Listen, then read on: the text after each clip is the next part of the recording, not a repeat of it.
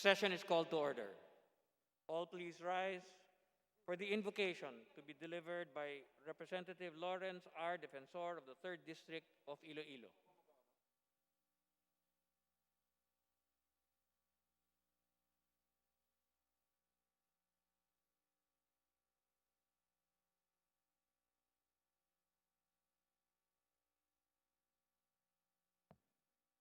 Hello.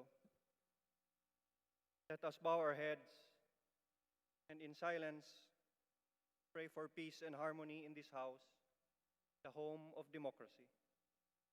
God Almighty, as we recall the hardships and pain we endured the past year, may our trials inspire us even more to serve and uplift the lives of our countrymen. Guide us as we remember with gratitude our blessings, however small and simple they may be. Pledge to keep ourselves and our families safe and in good health while sharing whatever good fortune we have to the less fortunate. As we enter the new year, may we set aside our differences and find peace in our hearts. May we be true examples of reconciliation and unity. By regaining each other's trust, we also earn the people's confidence in their representatives once more. Let our individual faiths and convictions be the guiding force in our work. May the laws that pass through these halls reflect our commitment to serve the best interests of the people and touch the lives of every Filipino for the better. In all we do, we pray that honesty and integrity may reign. May they serve us well in our mission to maintain democracy and uphold the rule of law. Amen. Please remain standing for the Philippine National Anthem.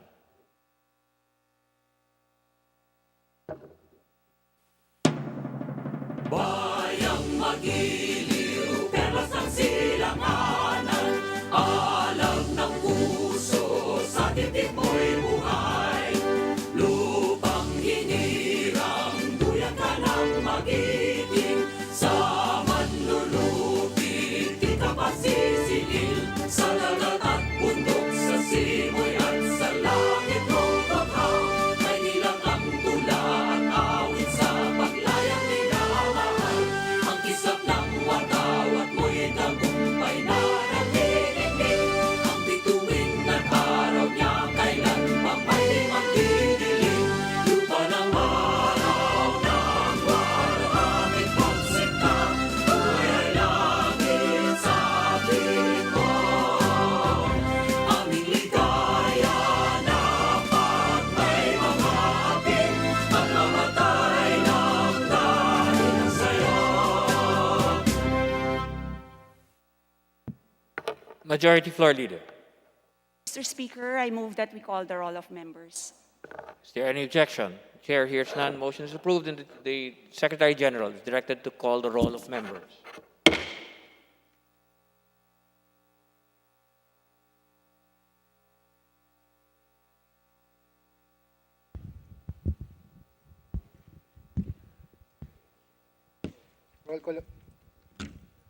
Roll call of members. Honorable Representatives Abante, Abaya, Abellanosa, Abu, Abueg Zaldivar, Abunda, Acop, Acosta, Acosta Alba, Adjong, Advincula, Agabas, Agaraw, Aglipay, Aguinaldo, Albano, Almario, Alonte, Alvarez France, Alvarez Genaro, Alvarez Pantaleon, Amante Matba, Amatong, Angara, Aragones, Arbison, Arenas, Arroyo, Atienza, Aumentado, Babasa, Bagaching, Balindong, Banyas Nograles, Barba, Barbers, Baronda, Barzaga, Pascug, Bautista, Bautista Bandigan, Belmonte, Benitez, Bernos, Biazon, Billones, Biron, Bolilia, Bondok, Bordado, Bravo, Brosas, Bulut, Bustos, Kabatbat, Kabutsan, Cabredo, Cagas, Calderon, Calixto, Caminero, Campos, Canama, Cawagdan, Cardema, Cari, Castelo, Castro Franz, Castro Fredenil, Cayetano Alan Peter, Cayetano Mariela Arni, Celeste, Chato, Chipeco, Chungalao, Co Angelica, Co Elizaldi, Cojuangco, Colyantes, Crisologo, Cua, Quaresma, Cueva, Culyamat, Dagook, Dalipe, Dalog, Daza, De Jesus, De Veneza,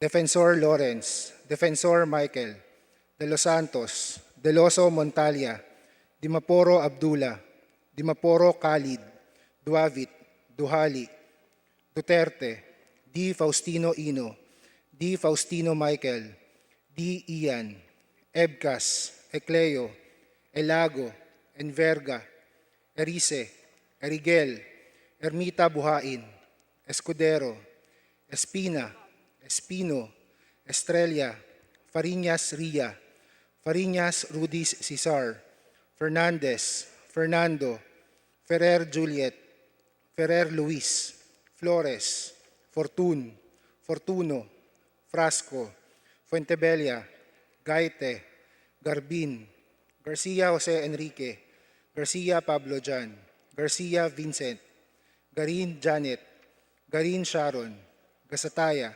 Gatchalian, Gato, Geron, Go Ed, Go Mark, Gonzaga, Gonzales Aurelio, Gonzales Neptali, Gonzales Sandro, Goriseta, Guico, Gulias, Guya, Haresco, Hataman, Hernandez, Herrera D, Hofer, Haloshos, Javier, Jimenez, Co Elisa, Co Wilton, Konghun, Labad-Labad, Lacson, Lacson Noel, Lagman, Lagon, Lara, Lazatin, Liachon, Legarda, Lim, Lim Kaichong, Lopez, Loyola, Lusotan, Makapagal Arroyo, Maceda, Madrona, Malapitan, Mangawang, Mangudadato, Marcoleta, Mariano Hernandez, Mariño, Marquez, Martinez, Matba, Matugas, Mendoza, Mercado, Momo, Natividad Naganyo, Nava, Nieto, Noel, Nograles Jericho, Nograles Juan, Nolasco, Nunez Malanyaon, Waminal, Olivares, Ong Jose, Ong Ronnie, Ordanes, Ortega, Uano Dizon, Pacquiao Alberto, Pacquiao Rogelio, Padiernos, Paduano, Palma, Pancho, Panotes, Peña, Pichay, Pimentel, Pineda, Plaza, Puno, Kimbo, Radaza, Ramirez Sato, Remulla, Revilla, Reyes, Rivera, Robes, Rodriguez, Roman, Romero, Romualdez Ferdinand, Romualdez Ieda, Romualdo, Romulo, Roque, Sakdalan, Sagarbaria, Sakaluran, Salceda, Salimbangon, Salo, Sanchez, Sangkopan, Santos Recto, Sarmiento, Saulog, Savellano, Siao, Silverio, Singson, Singson Mihan, Sinsuat, Swansing Estrelita, Swansing Horacio, Suarez Aleta, Suarez David, Suntay, C. Alvarado, Taduran, Talyado, Tambunting, Tan Alaisa, Tan Angelina, Tan Samir, Tan Shari, Tan Sherni, Tejada, Teves Arnolfo, Teves Jose, Chanco, Tolentino, Torres Gomez, Tulfo, Tupas, Tutor, T. Alan, T. Diego, Umali Alfonso, Umali Maria Victoria, Unabia, Ungab, Uy Juliet, Uy Rolando, Valeriano, Valmayor, Vargas, Vargas Alfonso, Velasco, Veloso, Vergara, Villa, Villafuerte, Villanueva Eduardo, Villanueva Noel, Villar, Villarasa Suarez, Villarica, Violago, Yap Eric, Yap Victor, Yu, Zamora Ronaldo, Zamora Waikurat, Zarate, Subiri. Mr. Speaker, the roll call shows that 300 members responded to the call. With 300 members responding to the call, the chair declares the presence of a quorum. Majority Floor Leader.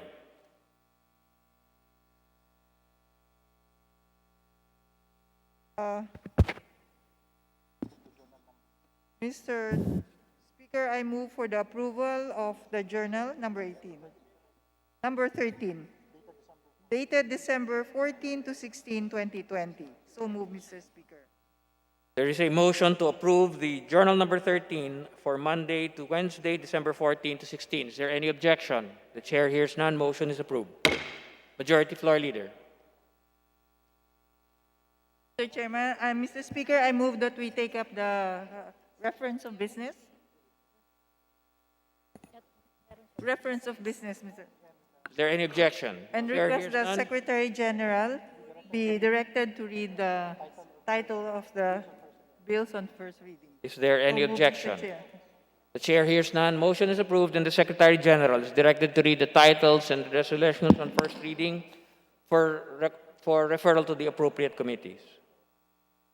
Reference of business, bills on first reading. House Bill number 8264, recognizing, defining, and protecting the rights of heterosexuals by Representative Abante. To the committee House on- Bill number 8265, providing for a system of postal voting by senior citizens, PWDs, pregnant women, and indigenous peoples by Representative to Barba. the Committee on Suffrage and Electoral Reforms. House Bill number 8266, increasing the value of money and the penalties for malversation of public funds by Representatives Swansing Horacio and To Swansing the Committee on Estrelita. Revision of Laws. House Bill number 8267, providing for the benefits and privileges to single persons and their dependents by Representative Violago. To the Committee on Population and Family Relations. House Bill number 8271, amending certain sections of the Comprehensive Firearms and Ammunition Regulation Act by Representatives Swansing Estrelita and Swansing Horacio. To the Committee on Public Order and Safety. House Bill number 8272, declaring Colosboa Hills, also known as the Little New Zealand of Central Luzon, located in Colosboa, Cuyapo, Nueva Ecija, a tourist destination by Representative Swansing Estrelita. To the Committee on Tourism. House Bill number 8274, providing for the establishment of a children's hospital in Liloan, Cebu, to be known as the Liloan Children's Hospital by Representative Frasco. To the Committee on Health. House Bill number 8275, upgrading the Cebu Provincial Hospital in Danao City, Cebu, into a Level 2 General Hospital to be known as the North Cebu Medical Center by Representative Frasco. To the Committee on Health. House Bill number 8276, declaring the city of Iligan a mining-free zone by Representative Xiao. To the Committee on Natural Resources. House Bill number 8277, resetting the first regular elections for the Bangsamoro government under the organic law by Representative Ungab. To the Committee on Suffrage and Electoral Reforms, the Committee on Muslim Affairs, and the Special Committee on Peace, Reconciliation, and Unity. House Bill number 8278, establishing a Philippine Farmers Hospital in Nueva Ecija by Representative Kabatbat. To the Committee on Health. House Bill number 8279, repealing the Mendicancy Law of 1978 by Representative Kabatbat. The Committee on Revision of Laws. House Bill number 8280, providing for a vaccine or immunization passport for COVID-19 and other infectious diseases by Representative Ong Ronnie. To the Committee on Health. House Bill number 8281, creating separate irrigation management offices of the NIA for the province of Sarangani and General Santos City by Representative Pacquiao Rogelio. To the Committee on Agriculture and Food.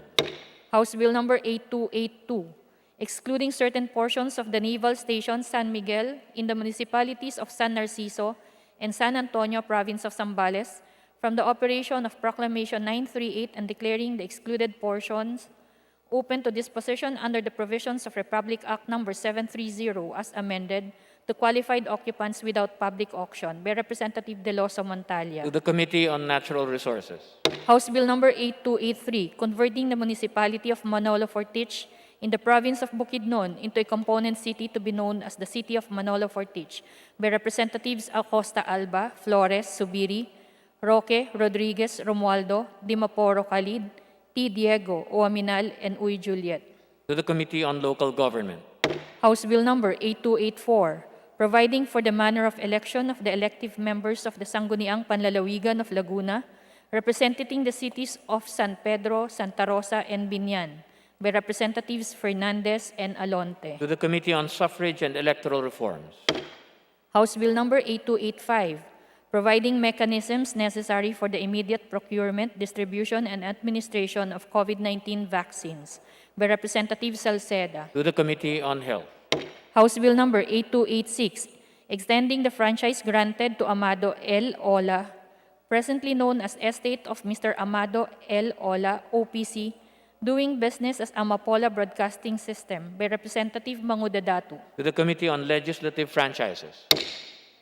House Bill Number 8288, amending RA Number 10586, penalizing persons driving under the influence of alcohol, dangerous drugs and similar substances, and other purposes, by Representative Villafuerte. To the Committee on Revision of Laws.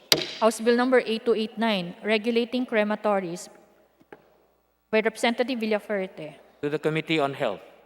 House Bill Number 8290, promoting the adoption of digital payments for financial transactions of the government and all merchants, by Representative Villafuerte. To the Committee on Banks and Financial Intermediaries. House Bill Number 8291, enhancing the regulation on employment of foreign nationals and transfer of technology, by Representative Villafuerte. To the Committee on Labor and Employment. House Bill Number 8292, creating the Insurance Fraud Detection Division under the NBI, by Representative Villafuerte. To the Committee on Justice. House Bill Number 8293, establishing the Philippine High School for Creative Arts System, by Representative Villafuerte. To the Committee on Basic Education and Culture and the Special Committee on Creative Industry and Performing Arts. House Bill Number 8294, facilitating the administration of justice by strengthening the fraud detection, prevention, and elimination capability of the government by creating a Philippine Death Check Register, an online death verification system under the PSA, by Representative Villafuerte. To the Committee on Justice. House Bill Number 8295, strengthening the Anti-Trafficking in Persons Act of 2003, by Representative Villafuerte. To the Committee on Welfare of Children. House Bill Number 8296, amending the Universal Health Care Act, by Representative Villafuerte. To the Committee on Health. House Bill Number 8297, granting the DOH the direct control and supervision of the Garcia Memorial Provincial Hospital in Talibon, Bohol, by Representative Aumentado. To the Committee on Health. House Bill Numbers 8298 and 8322, renewing the franchise granted to ABS-CBN Broadcasting Corporation, presently known as ABS-CBN Corporation, and to the Bicol Telephone and Telegraph Incorporated, by Representatives Santos Recto and Lagman. To the Committee on Legislative Franchises. House Bill Number 8299, institutionalizing the Tamaraw Conservation Program, by Representative Ramirez Sato. To the Committee on Natural Resources. House Bill Number 8300 and 8316, granting the President of the Philippines the power to suspend the scheduled increases in PhilHealth premium contribution rates, by Representatives Kimbo and Velasco. To the Committee on Health. House Bill Number 8301, exempting the COVID-19 vaccine from import duties, taxes, and other fees for private sector employees and dependents, by Representative Rodriguez. To the Committee on Ways and Means. House Bill Number 8302, regulating and professionalizing the practice of association management, by Representative Rodriguez. To the Committee on Civil Service and Professional Regulation. House Bill Number 8303, establishing the Rental Housing Subsidy Program, by Representative Olivares. To the Committee on Housing and Urban Development. House Bill numbers A304, A313, and A315, mandating the suspension, deferring the implementation of increase in SSS contribution rates by Representatives Villanueva, Eduardo, Rivera, Gomark, and Abellanosa. To the Committee on Government Enterprises and Privatization. House Bill number A305, enhancing the protection and development of the Sierra Madre region by Representatives D. Faustino Ino, Go Ed, D. Ian, Tan Alaisa, D. Faustino Michael, and T. Alan. To the Committee on Government Enterprises and Privatization. House Bill number A306, providing for the regulatory framework for open harbor pilotage in the country by Representative Villafuerte. To the Committee on Transportation. House Bill number A307, expanding the prohibition of discriminatory acts against women on account of sex by Representative Villafuerte. To the Committee on Labor and Employment. House Bill number A308, reforming the budget process by enforcing greater accountability in public financial management by Representative Villafuerte. To the Committee on Appropriations. House Bill number A309, strengthening the Philippine Sports Commission by Representative Villafuerte. To the Committee on Youth and Sports Development.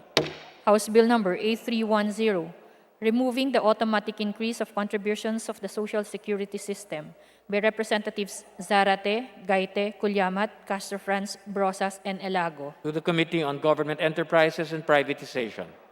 House Bill number A311, removing the automatic increase of premium contributions of the PhilHealth by Representatives Zarate, Gaite, Culyamat, Castro Franz, Brosas, and Elago. To the Committee on Health. House Bill numbers A312 and A314, suspending, deferring the implementation of increase in PhilHealth contribution rates by Representatives Abellanosa and Gomark. To the Committee on Health. House Bill number A317, granting the President of the Philippines the power to suspend the scheduled increases in SSS contribution rates by Representative Velasco. To the Committee on Government Enterprises and Privatization. House Bill number A318, establishing a support system for all aspects of poverty through the creation of momentary support center, feeding center in every legislative district nationwide by Representative Subiri. To the Committee on Poverty Alleviation. House Bill number A319, exempting the sale or importation of disposable absorbent hygiene pads from value-added tax by Representative Garbin. To the Committee on Ways and Means.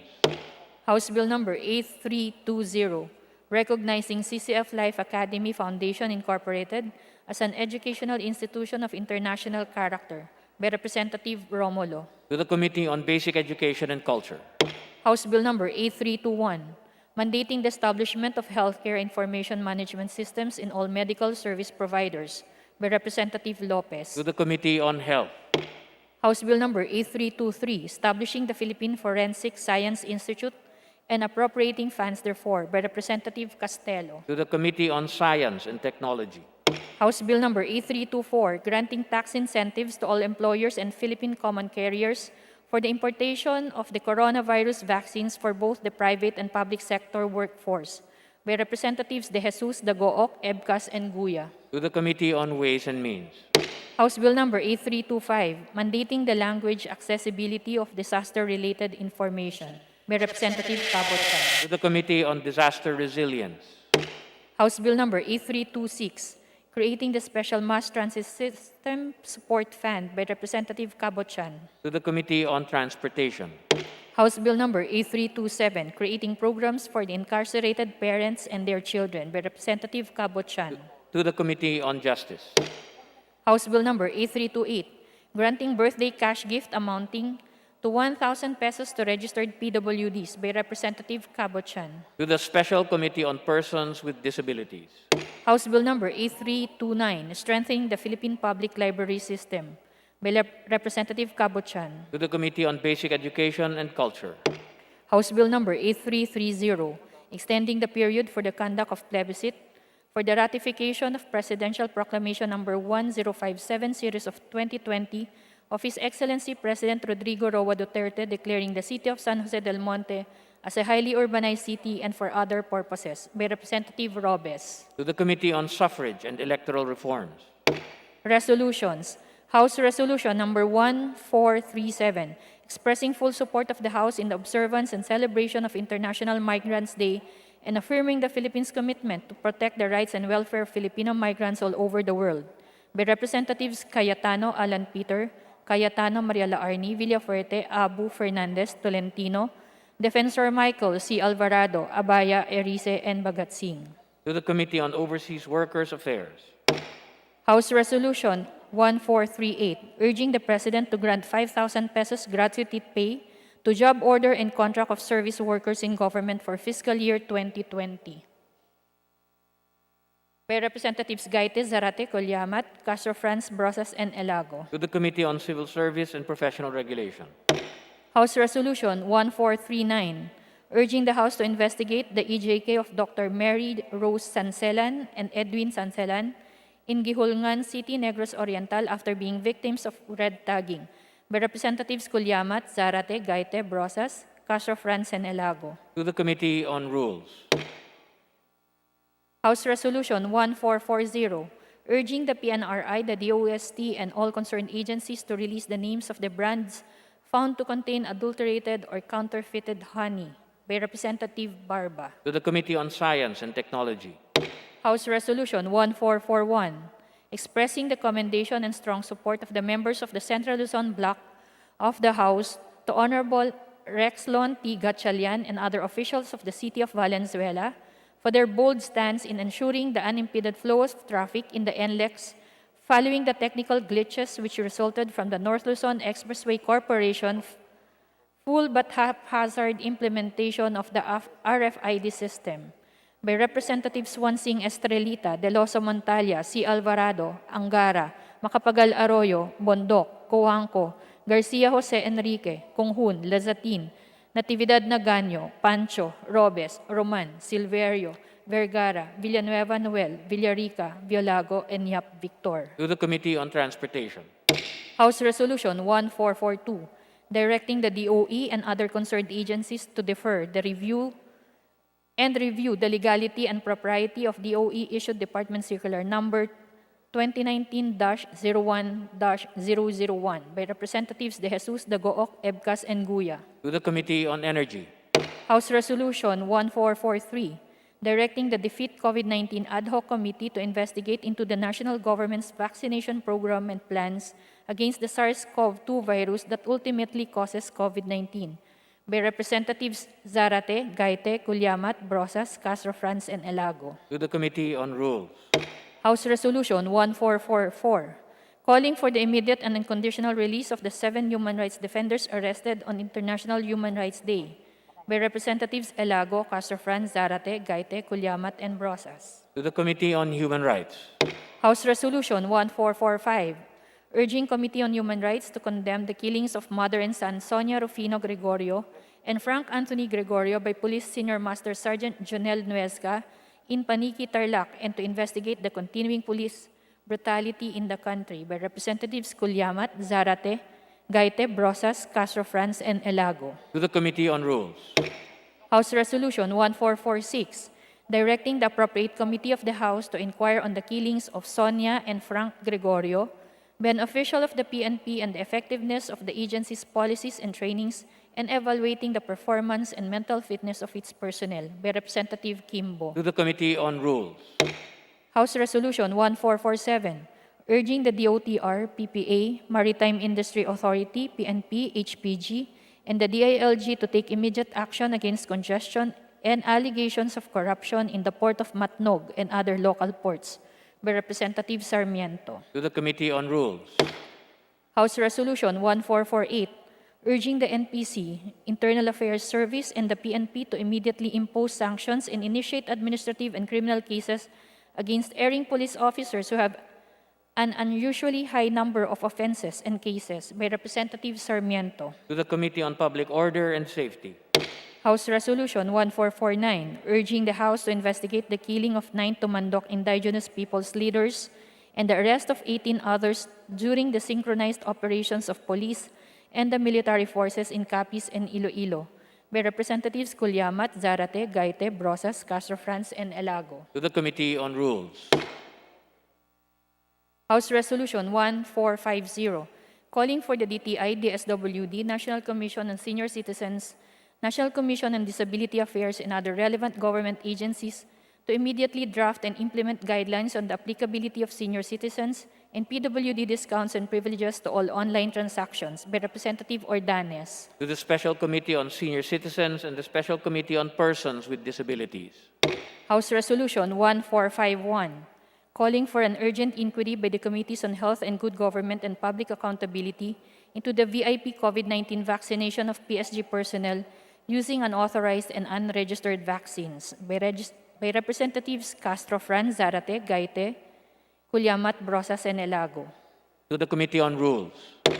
House Resolution 1452, commending the troopers of the 53rd Infantry Battalion, Philippine Army under the leadership of Lieutenant Colonel Joe R.A. Herrera, GSC, PA, for the valuable achievements in counterinsurgency, anti-violent extremism, and successful dismantling of guerrilla fronts of communist terrorist groups in Western Mindanao by Representative Babasa. To the Committee on National Defense and Security. House Resolution 1453, urging the Philippine government to allow the private sector to acquire and purchase COVID-19 vaccines for their employees and their dependents by Representative Rodriguez. To the Committee on Health. House Resolution 1454, urging the Committee on Rural Development to review the criteria and qualifications of the poorest of the poor provinces of the DA Special Area for Agricultural Development Program and provide recommendations therefore by Representatives Co. Elisa, Cabredo, Babasa, Ecleo, Dalog, Dagook, Culiamat, and Guya. To the Committee on Rules. House Resolution 1455, urging the DOH and the IATF EID to ensure cost-effective distribution and sufficient logistical equipment and capacity building for the COVID-19 vaccination program by Representative Kimbo. To the Committee on Health. House Resolution 1456, deferring the implementation of the premium rate increase by the PhilHealth for 2021 by Representative Noel. To the Committee on Health. House Resolution numbers 1457, 1459, and 1461, expressing the profound sympathy and condolences of the House to the Honorable MMDA Chairperson Danilo de la Paz Lim and to his spouse, Representative Aloy Lim, and their family, by Representatives Cardema, Lopez, and Olivares. To the Committee on Rules. House Resolution 1458, directing the Committee on Public Order and Safety to investigate the Philippine National Police's mishandling of Christine Angelica Dacera's case and recommend measures for the concerned agencies to conduct a thorough investigation to ensure the fair and competent resolution of the case, by Representatives Brosas, Zarate, Gaite, Culiamat, Castro Franz, and Elago. To the Committee on Rules. House Resolution 1460, urging the Philippine government to allow the LGUs to directly acquire and purchase COVID-19 vaccines for their constituents, by Representative Rodriguez. To the Committee on Health. House Resolution 1462, expressing profound sympathy and condolences from the House to the bereaved family of the Honorable Representative Ben-Hur Salimbangon, by Representative Olivares. To the Committee on Rules. House Resolution 1463 and 1476, expressing profound sympathy and condolences from the House to the bereaved family of the Honorable Representative Reynaldo V. O'Malley, former representative of the 2nd District of Oriental Mindoro in the 15th, 16th, and 17th Congresses, by Representatives Olivares and Tambunting. To the Committee on Rules. House Resolution 1464, commending the Abuyog St. Francis Xavier Credit Cooperative for its exemplary contribution to cooperative development and its remarkable achievement as a partner for economic growth, sustainable development, and nation building, by Representative Kanama. To the Committee on Cooperatives Development. House Resolution 1465, seeking to perfect the title of House Resolution 76 as the resolution commending the Dumaguete Cathedral Credit Cooperative Multipurpose Cooperative for its outstanding achievements and leadership in the field of cooperative development, by Representative Kanama. To the Committee on Cooperatives Development. House Resolution 1466, seeking hospitable and compassionate treatment of foreign nationals stranded in the country because of the COVID-19 pandemic, by Representative Chutor. To the Committee on Health. House Resolution 1467, urging all LGUs to pass an ordinance waiving all regulatory fees due from private educational institutions in basic education, technical and vocational, and in higher education by Representative Romulo. To the Committee on Basic Education and Culture and the Committee on Higher and Technical Education. House Resolution 1468 declaring a housing crisis and urging the Executive Department to mobilize resources to accelerate housing production and provide adequate housing to underserved families by Representative Benitez. To the Committee on Housing and Urban Development. House Resolution 1469 urging LGUs through the League of Provinces, League of Cities, and League of Municipalities to waive the assessment and collection of regulatory fees imposed upon private higher education institutions and technical vocational education institutions operating within their respective jurisdictions by Representative Go Mark. To the Committee on Local Government. House Resolution 1470 expressing the profound condolences of the House on the demise of Amelia La Peña Bonifacio, National Artist of the Philippines for the Theater, by Representative Veloso. To the Committee on Rules. House Resolution 1471 commending Max Steven Melicor, Christian James Fantonial, and Elram Espra of the Philippine Science High School Central Visayas Campus for securing the patent from the Intellectual Property Office of the Philippines for their innovation known as the Multipurpose Interconnected Transceiver System, MITs, by Representative Omentado. To the Committee on Science and Technology. House Resolution 1472 urging the House to inquire into the propriety of the PCSO's 2020 RIRR on STL with existing laws and jurisprudence by Representatives D. Faustino Ino, Albano, Goed, D. Ian, Tan Alaysa, D. Faustino Michael, and T. Alan. To the Committee on Rules. House Resolution 1473 urging the DOH and the IATF-EID through the Committee on Health to prioritize seafarers and maritime workers in the administration of vaccine against the COVID-19 by Representatives Gonzales, Sandro, and Lusotan. To the Committee on Health. House Resolution 1474 urging the ERC to address the concerns of residential electricity consumers of Cebu on the alleged arbitrary disconnection of their services by distribution companies without the provision of their electric bills and prior notice of disconnection by Representative Sarmiento. To the Committee on Energy. House Resolution 1475 directing the appropriate House Committee to inquire the killing of mother and son Sonia Rufino Gregorio and Frank Anthony Gregorio by Police Senior Master Sergeant Jonel Nuesca in Paniki, Tarlac, and to investigate other incidents of brutality committed by the PNP by Representative Tambunting. To the Committee on Rules. House Resolution 1477 directing the appropriate committees to inquire on the distribution utilities and the ERC relative to the use of average billing system for electrical consumption in residential households by Representative To Lacson. the Committee on Rules. House Resolution 1478 commemorating the 50th anniversary of the 1971 Constitutional Convention and honoring the delegates who drafted the 1935, 1973, and 1987 constitutions for the essential role in transforming the Philippine political, economic, and social milieus by Representative Romualdez. To the Committee on Ferdinand. Rules. House Joint Resolution numbers 33 and 34, deferring the implementation mandating suspension of the increase in the PhilHealth premium rate amid the COVID-19 pandemic by Representatives Defensor Michael Garbin, Barbers D. Faustino Michael, Ecleo, Arroyo, Macapagal Arroyo, Co. Angelica, De Los Santos, Padiernos, Albano, Natividad Nagaño, Zuarez Aleta, Teves Jose, Crisologo, Revilla, Radaza, Babasa, Kabatbat, Acop, Co. Elizalde, Momo, Guya, Vargas Alfonso, De Jesus, Erigel, Cueva, Amante Matba, Salimbangon, Sanchez, Belmonte, T. Alan, Lagon, Bautista Bandigan, Cardema, Villaraza Suarez, Abueg Saldivar, Nolasco, Uano Dizon, Brosas, Zarate, Culyamat, Gaite, Castro Franz, and Elago. To the Committee on Health. Message from the President. Veto message dated December 28, 2020 of President Duterte on certain items of RA number 11518. To the Committee on Rules. Message from the Senate. Message dated December 16, 2020, informing the House that the Senate on December 15, 2020 passed Senate Bill number 1931. To the Committee on Justice. Communications, emails dated July 17 and November 3, 2020, of the provinces of Bataan and Batangas submitting to the House their quarterly financial report of operations for the quarter ending June and September 2020 on the Local Government Support Fund conditional matching grant to provinces for road repair, rehabilitation, and improvement. To the Committee on Appropriations.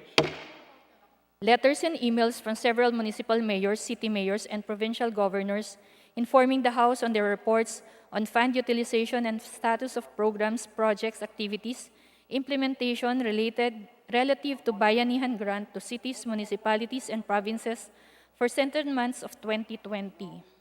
To the Committee on Appropriations. Letter dated 29 October 2020 of Silvestre H. Bello III, Secretary Dole, submitting to the House their semi-annual report to Congress of the Philippine Overseas Labor Offices from January to June 2020. To the Committee on Labor and Employment. Letter dated 30 October 2020 of Benjamin E. Diokno, Governor, BSP, submitting to the House their status report on the Philippine financial system for the first semester of 2020. To the Committee on Banks and Financial Intermediaries. Letter dated December 15, 2020 of Salvador C. Medialdea, Executive Secretary, Office of the President, Malacanang, to the Honorable Senate President Soto, transmitting the letter of President Duterte, copy furnished the Honorable Speaker Velasco, certifying to the necessity of the immediate enactment of Senate Bill number 1945 that was transmitted to the Senate. To the Committee on Rules. Letters dated December 16 and 28, 2020, and January 3 and 5, 2021, of Salvador C. Medialdea, Executive Secretary, Office of the President, Malacanang, transmitting two original copies of RA numbers 11502, 11509, 11510, 11511, 11517, 11518, 11519, and 11520, which were signed by President Duterte. To the Archives. Letter dated December 29, 2020 of Salvador C. Medialdea, Executive Secretary, Office of the President, Malacanang, transmitting two original copies each of RE numbers 11503, 11504, 11505, and 11506, all of which lapsed into law on 20 December 2020. To the Archives. Letter dated December 29, 2020 of Salvador C. Medialdea, Executive Secretary, Office of the President, Malacanang, transmitting two original copies of each Republic Act numbers 11507 and 11508, all of which lapsed into law on December 21, 2020. To the Archives. Letter dated December 29, 2020 of Salvador C. Medialdea, Executive Secretary, Office of the President, Malacanang, transmitting two original copies each of RE numbers 11512, 11513, 11514, 11515, and 11516, all of which lapsed into law on December 26, 2020. To the Archives. Committee reports. Report number 705, the Committees on Health and Appropriations on House Bill number 8273. Report number 706 of the Committees on Basic Education and Culture and Appropriations on House Bill number 8287. Report number 707 of the Committees on Tourism and Appropriations on House Bill number 8377. To the Committee on Rules.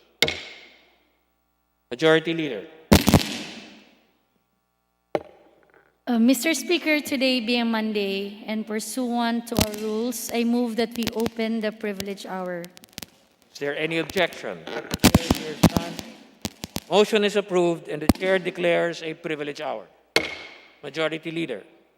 Mr. Speaker, I now move that the gentleman from Sagip Party List, the Honorable Representative Rodante Marcoleta, be recognized to avail the privilege hour. So move, Mr. Speaker. The Honorable Rodante D. Marcoleta, Deputy Speaker and Party List Representative of Sagip Party List, is hereby recognized for his privileged speech.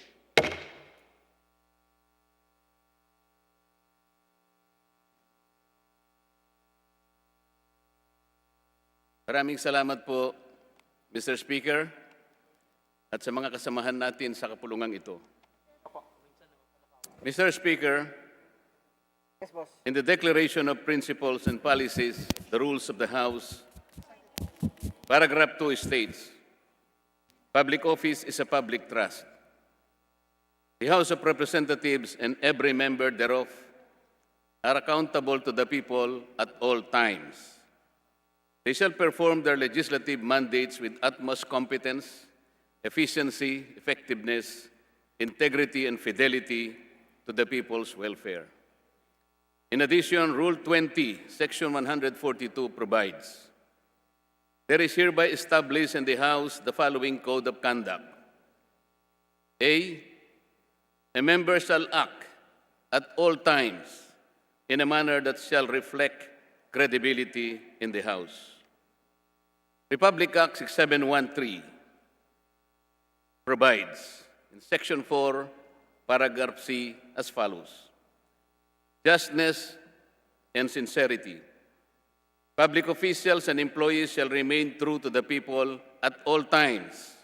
They must act with justness and sincerity and shall not discriminate against anyone, especially the poor and the underprivileged.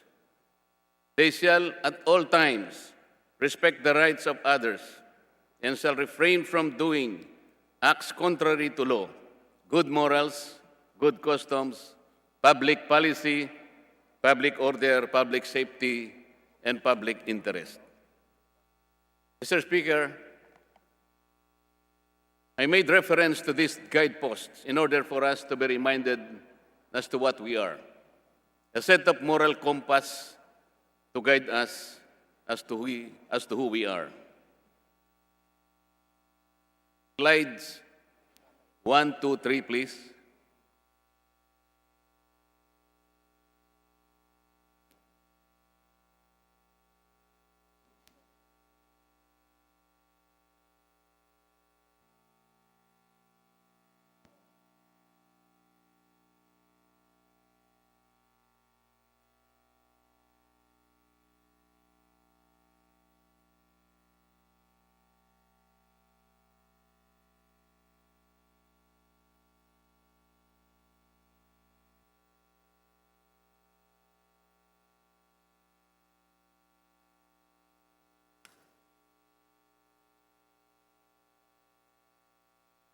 Mr. Speaker, those slides are intended to show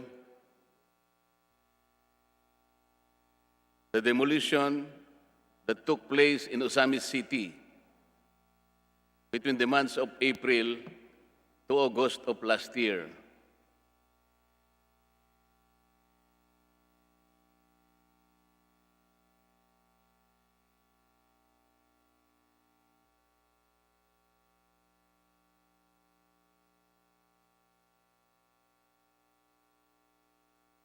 Konting problema yung ating mga video, Mr. Speaker.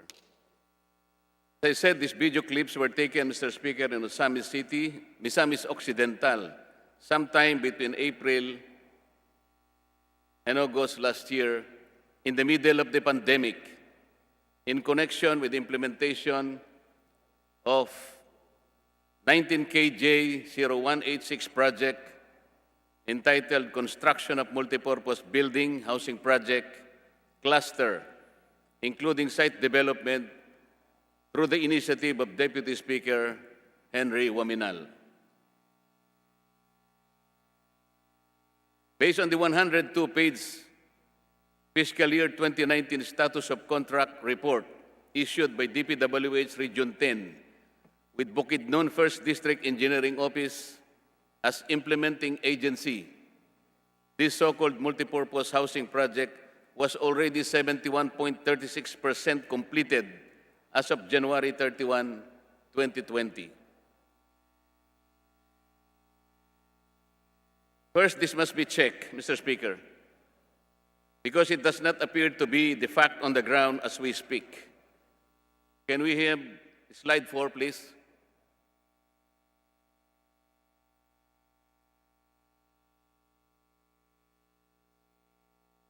Slide 4, please. Ayan po yung building na kinoconstruct. That picture or photo was taken last December 24, 2020. Ang sabi po sa report ng Bukidnon District Engineering Office, it is 71.36% completed as of January 2020. Yan po ang kanyang forma as of December last year.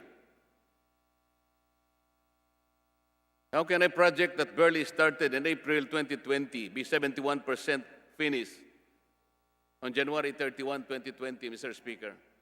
Hindi pa man nag-uumpisa, Mr. Speaker, halos tapos na nang i-report ng DPWH. Second, the said project is a local infrastructure project, or LIP, per certification of the OIC of the 2nd District Engineering Office of the DPWH in Tangub City, dated September 8, 2020. In the same certification, it was affirmed that it is the 2nd Engineering District Office that is implementing the project and not the 1st Engineering Office of Bukidnon. Apparently, Mr. Speaker, there is a ghost project somewhere. Third, does the DPWH now undertake housing projects and as such already assume the functions of the National Housing Authority or the Department of Human Settlement and Human Development? But the most unconscionable aspect of this project, Mr. Speaker, was the unlawful taking of privately owned lots through an expropriation complaint filed against several of the city's own residents by the city mayor, the son of D.S. Waminal, on January 18, 2020. Records show that as of today, the court issued a writ of possession against 2 residents and none to the rest. But with or without the writs issued, the city government summarily demolished their houses. The affected residents filed certiorari petition directly to the Honorable Supreme Court, invoking extreme urgency and the transcendental nature of the case. But the usual nonchalance and complacency of the judiciary with the lockdown and quarantine orders obtaining frustrated their plea for immediate help. And so in late April of last year, Mr. Speaker, the city government of Osamis City started building the 2 condo-type housing in Barangay Laman, Osamis City, which barangay captain Sancho Waminal Jr. is the brother of D.S. Henry Waminal. The video clip shown earlier narrate how the demolition and summary eviction was undertaken. These were all done without any court orders, Mr. Speaker. Yusik Echeverry of the DILG further confirmed to this representation the unlawful demolition of the residents' houses without court orders.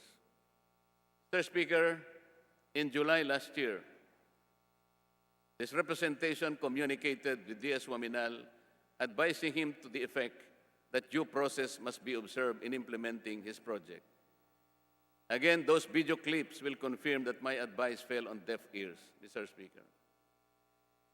Now it can be told, as we speak, the 2 condo-type housing structures in Laman, Osamis City, are being constructed on lands not owned by the government, done in the backdrop of the chilling shadows of the tattered homes of its aggrieved citizens. Only in Osamis City, Mr. Speaker, and as the project originator himself, D.S. Henry Waminal may now have earned the moniker, the Demolition Man. Slide 5. Slide number 5, please.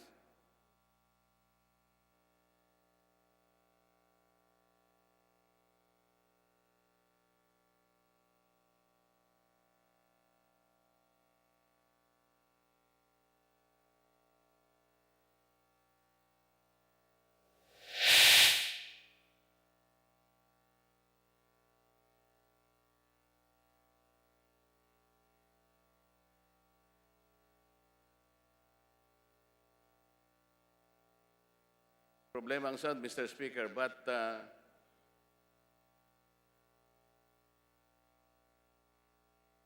In this press con, Mr. Speaker, Diaz Waminal was invoking Republic Act 10752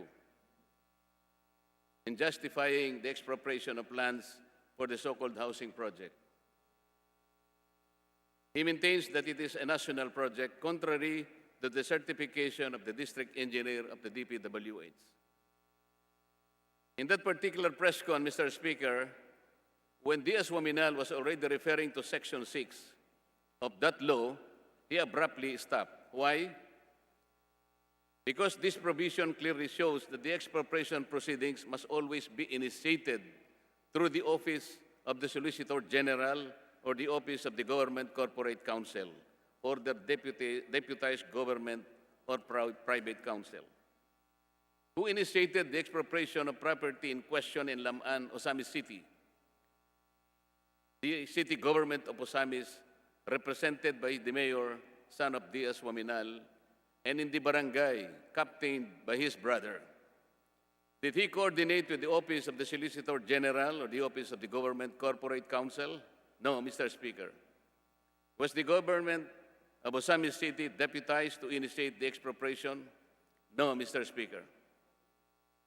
Under Section 6 of the expropriation law, the proponents should immediately deposit to the court upon filing the expropriation complaint the following: the amount equivalent to the sum of 100% of the value of the land based on the current relevant zonal valuation of the BIR. Number two, the replacement cost at current market value of the improvement and structures as determined by the special agencies of the government. Number three, the current market value of crops and trees located within the property as determined by special agents and agencies of government. Tinupad po ba agad ng ang mga requirements na ito matapos maghain ang Osamis City ng expropriation complaint? Hindi po. Mr. Speaker, aside from RA 10752, which is the controlling law on expropriation, there is another controlling law violated by the proponents of this project. Under Section 10 of Republic Act 7972, the Urban Land and Housing Act of 1992, the following is categorical and instructive. The modes of acquiring lands for purposes of this act shall include, among others, community mortgage, land swapping, land assembly or consolidation, land banking, donation to the government, joint venture agreement, negotiated purchase, and expropriation. Provided that expropriation shall be resorted only when other modes of acquisition have been exhausted. Provided further that where expropriation is resorted to, parcels of land owned by small property owners shall be exempted for purposes of this act. Yes, Mr. Speaker, the residents who oppose the site development are small landowners who use their hard-earned income from honest work to build a modest home for their respective families. The irony of it all, Mr. Speaker, is that it took a mysterious and intriguing multipurpose building dubbed as a housing project for the poor to destroy existing houses built by ordinary residents on their titled lands without the observance of the elementary requisites of due process. There were no orders or writs of demolitions issued by the courts, no compensation, no relocation, no proper consultation. The DILG and PNP did not lift a finger to help despite the request from this representation.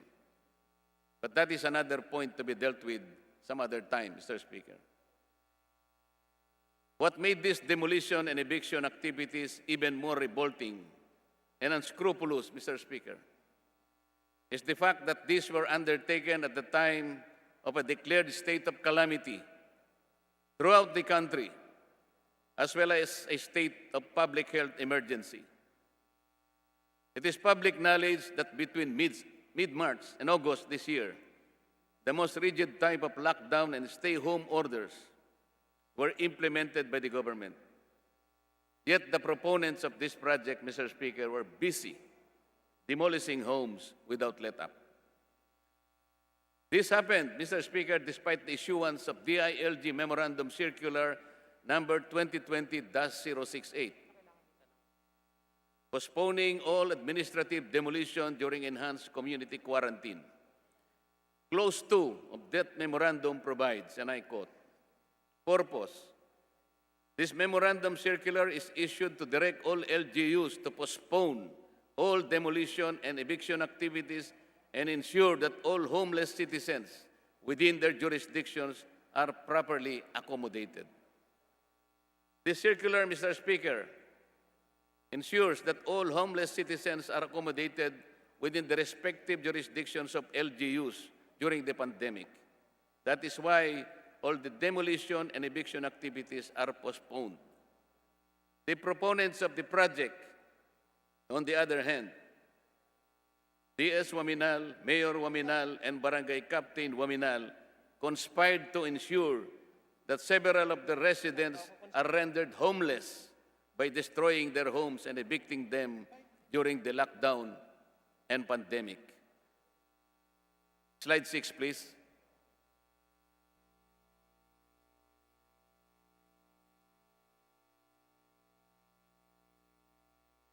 On November 21, 2020, the City Administrator, Attorney Sam Norman Fuentes, the brother-in-law of DS Waminal, asked one of the residents to write to him and for them to request from him a relocation for their bedridden mother. In the photograph, that is the bedridden mother of one of the residents, Mr. Speaker. Only the barangay hall was offered as relocation. Slide 7, please.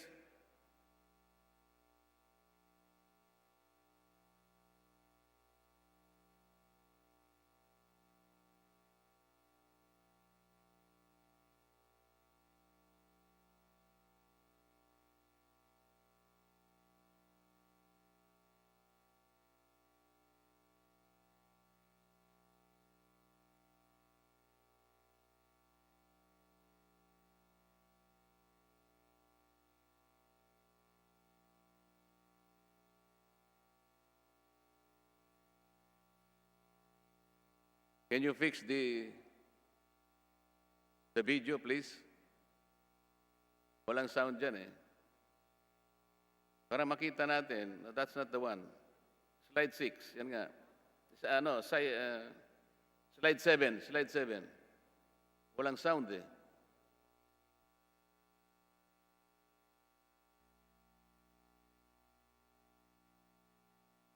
May diferensya po mga slides, Mr. Speaker. Sayang naman, because the slide 7 shows how the eviction is being conducted. Malakas ang ulan noon. Yung matanda na may sakit na nasa wheelchair ay binubuhat. Di ba natin pwedeng ipakita? This is the first eviction of one of the residents by virtue of a break-open order issued by the court. By the way, Mr. Speaker, this representation holds a document that judges in Osamis City receive 50,000 pesos allowance per month from the city government. Before the family of this resident was finally evicted on November 24, 2020, they had an emotional and moving prayer seeking for justice and retribution. Slide 8, please. Sana naman, maipakita natin ng mabuti yung slide.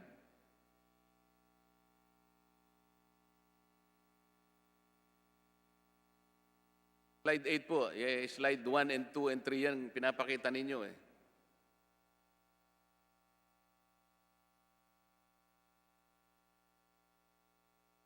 What happened to the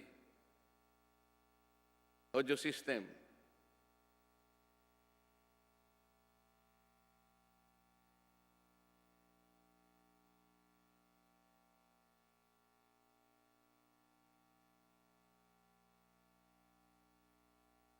Dapat po kasi makita natin kung paano po nagdasal, paano po nanalangin ang isang sambahayan bago po sila umalis.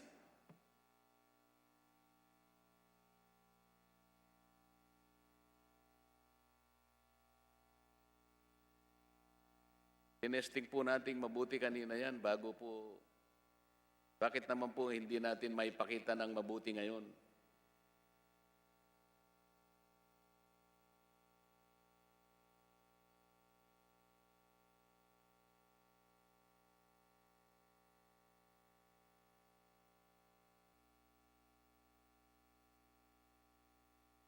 Can you go direct to slide 8, please?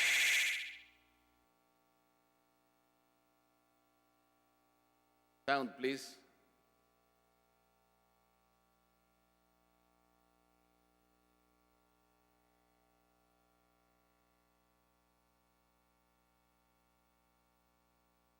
Sayang po, Mr. Speaker, because that slide depicts how the family was praying hard. They are all crying for justice. This is minutes before they left their own home. Anyway, Mr. Speaker, a day later, due to stroke while being evicted, their mother died. Ang kanyang mga labi ay hindi na po naiburol sa kanilang bahay kung saan marahil binuo ng kanyang pamilya ang kanilang mga payak at mumunting mga pangarap. Pwede ba yung slide 9? Ayan po, Mr. Speaker. Namatay na po yung kanilang nanay, nakaburol na po.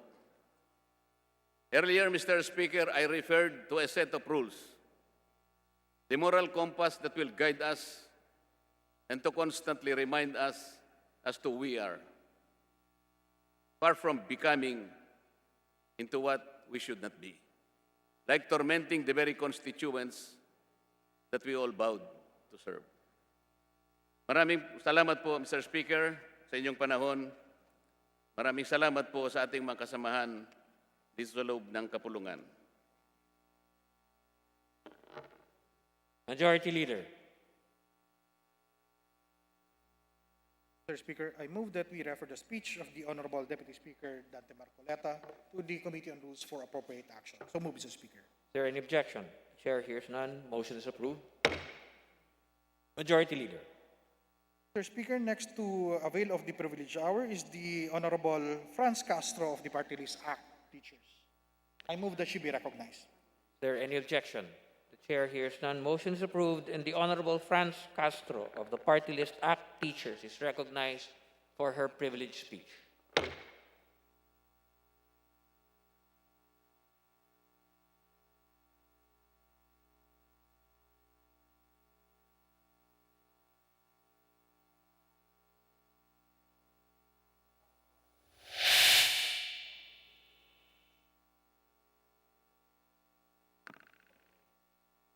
The Honorable Franz Castro may proceed.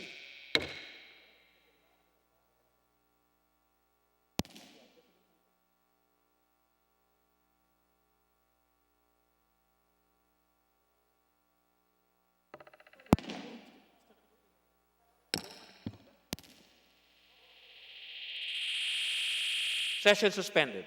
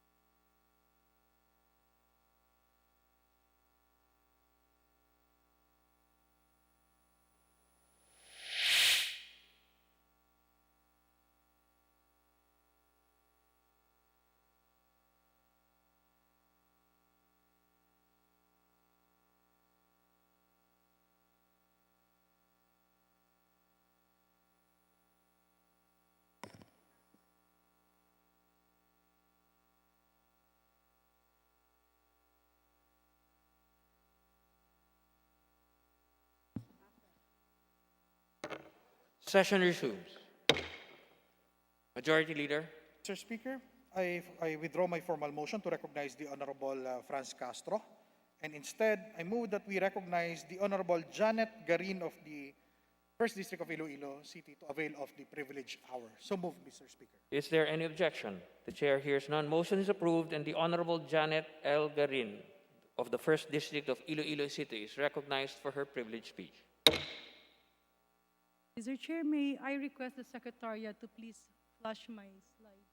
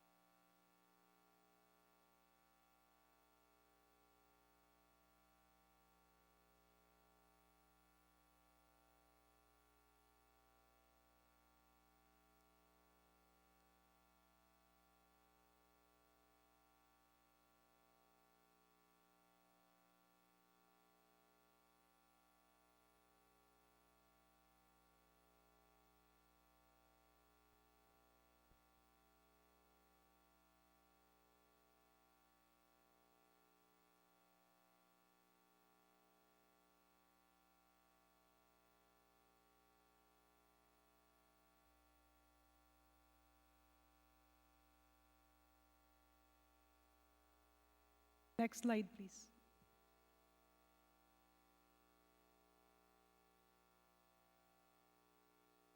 Magandang hapon po sa lahat, our distinguished speaker, our honorable colleagues, and of course to the member of the Rules family. Thank you for giving me this opportunity to talk about promoting vaccine literacy and building resilience to misinformation. Why is this very important? This is very important because in these challenging times, we don't want a virus that is worse than COVID, a virus that is actually misleading all of us in the name of vaccinology. Just as a point of disclosure, Mr. Speaker, distinguished colleagues, yours truly is an ADVAC alumni. ADVAC stands for Advanced Course in Vaccinology via full scholarship. This intensive course, organized by the Fondation Merieux and the University of Geneva, covers critical decision-making in vaccinology by providing participants with a comprehensive overview of the field, from immunology to vaccine development and clinical trials and the social, economic, political, and ethical issues of vaccination. These scholarships are funded by philanthropists, rich governments, international organizations, and a pooled fund from pharmaceuticals, where selection of participants and scholars are independently handled by the University of Geneva without any influence from the funders or sponsors. Whatever I have been saying in relation to vaccinology is not in any way affected by any donor to the university and to the foundation that deals with vaccinology as a whole. Next slide, please. Mr. Speaker, distinguished colleagues, vaccination against infectious diseases has been recognized as one of the 10 greatest public health achievements of the 20th century. Given the substantial impact immunizations have had globally across a range of diseases, including polio, influenza, pneumonia, measles, mumps, rubella, viral hepatitis, pertussis, and oncogenic human papilloma virus. In fact, in the United States of America, vaccination is one of its top 10 great achievements in public health. This simply means that if our government calls for everybody who qualifies to be vaccinated, then we should heed their call because all other countries are doing the same. Next slide, please. Vaccine works to save lives. There are already an estimated of 2 to 3 million deaths prevented every year because of vaccines. It protects against 26 diseases, help limit the spread of antibiotic resistance. Why? Dahil kung konti ang nagkakasakit, marami ang hindi mangangailangan ng antibiotic. At sa panahon nga natin ngayon, dahil sa dami na nagkakasakit at sa dami ng iba't ibang gamot na binibigay, marami na pong mga antibiotic ang nawawalan ng bisa, o hindi na tinatablan yung iniinom nito, tinatablan pa rin ng sakit. In other words, resistance is now continuously emerging as a huge problem. In addition, increasing immunization globally would have saved an additional 1.5 million people every year. Bakit nga po napakaganda ng pagbabakuna? Hindi lang po na kumukonti ang mga sakit, because in vaccination, we just don't focus on those who will not get sick. We also look at decreased morbidity and mortality, lower healthcare costs, and improve productivity. Next slide, please. Why is there confusion? Nakikita po natin sa mga datos na ibinigay sa atin, almost more than 500,000 have been confirmed to be inflicted with the novel virus, COVID-19. But is this the actual data that we are seeing? Ito po ba ang totoong datos ng mga nagkakasakit? I beg to disagree. Because many who cannot afford, who do not have the access to testing, are not testing themselves. In other words, mas malala pa dito ang nakikita nating problema. And there is confusion. Why? Because there seemingly is a group of people who continuously miseducate and misinform the public that COVID is something that is not frightening. Ako po ay umiikot sa iba't ibang lugar, lalo na po sa aking probinsya at doon po sa probinsyang aking pinanganakan. At nakakagulat because even those who are educated are continuously asking, totoo po ba ang COVID? Is there truth to the pandemic?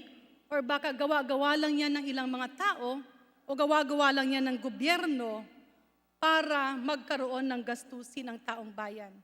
Distinguished colleagues, honorable members of this august body, COVID-19 is real. It has killed people and will continuously kill people unless we all educate ourselves and call for vaccine literacy.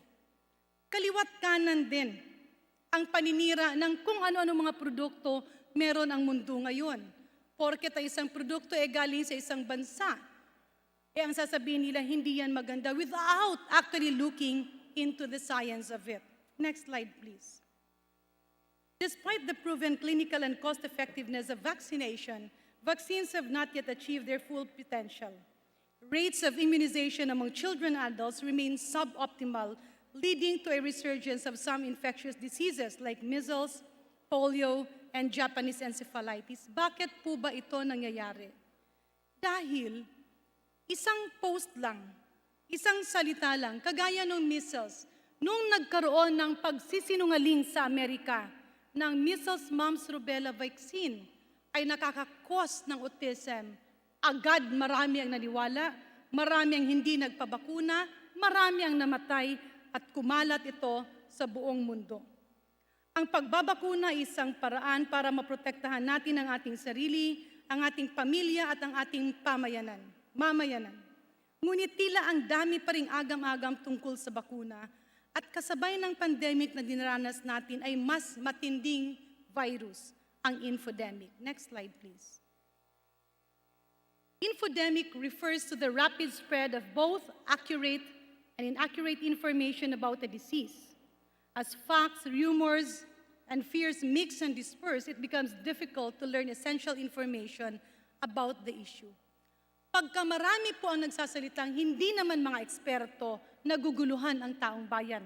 Kaya po naapektuhan at ang ating mga eksperto ay nawawala ng boses at yun namang nagpapanggap na eksperto ay nagkakaroon ng boses. Who are the victims of this? Of course, our people. Next slide, please. Infodemic, much of it is not true, and in COVID-19 infodemic, this can actually be countered by scientific evidence, clear and consistent communication, and improved health literacy of both individuals in need of information and those providing it. Next slide, please.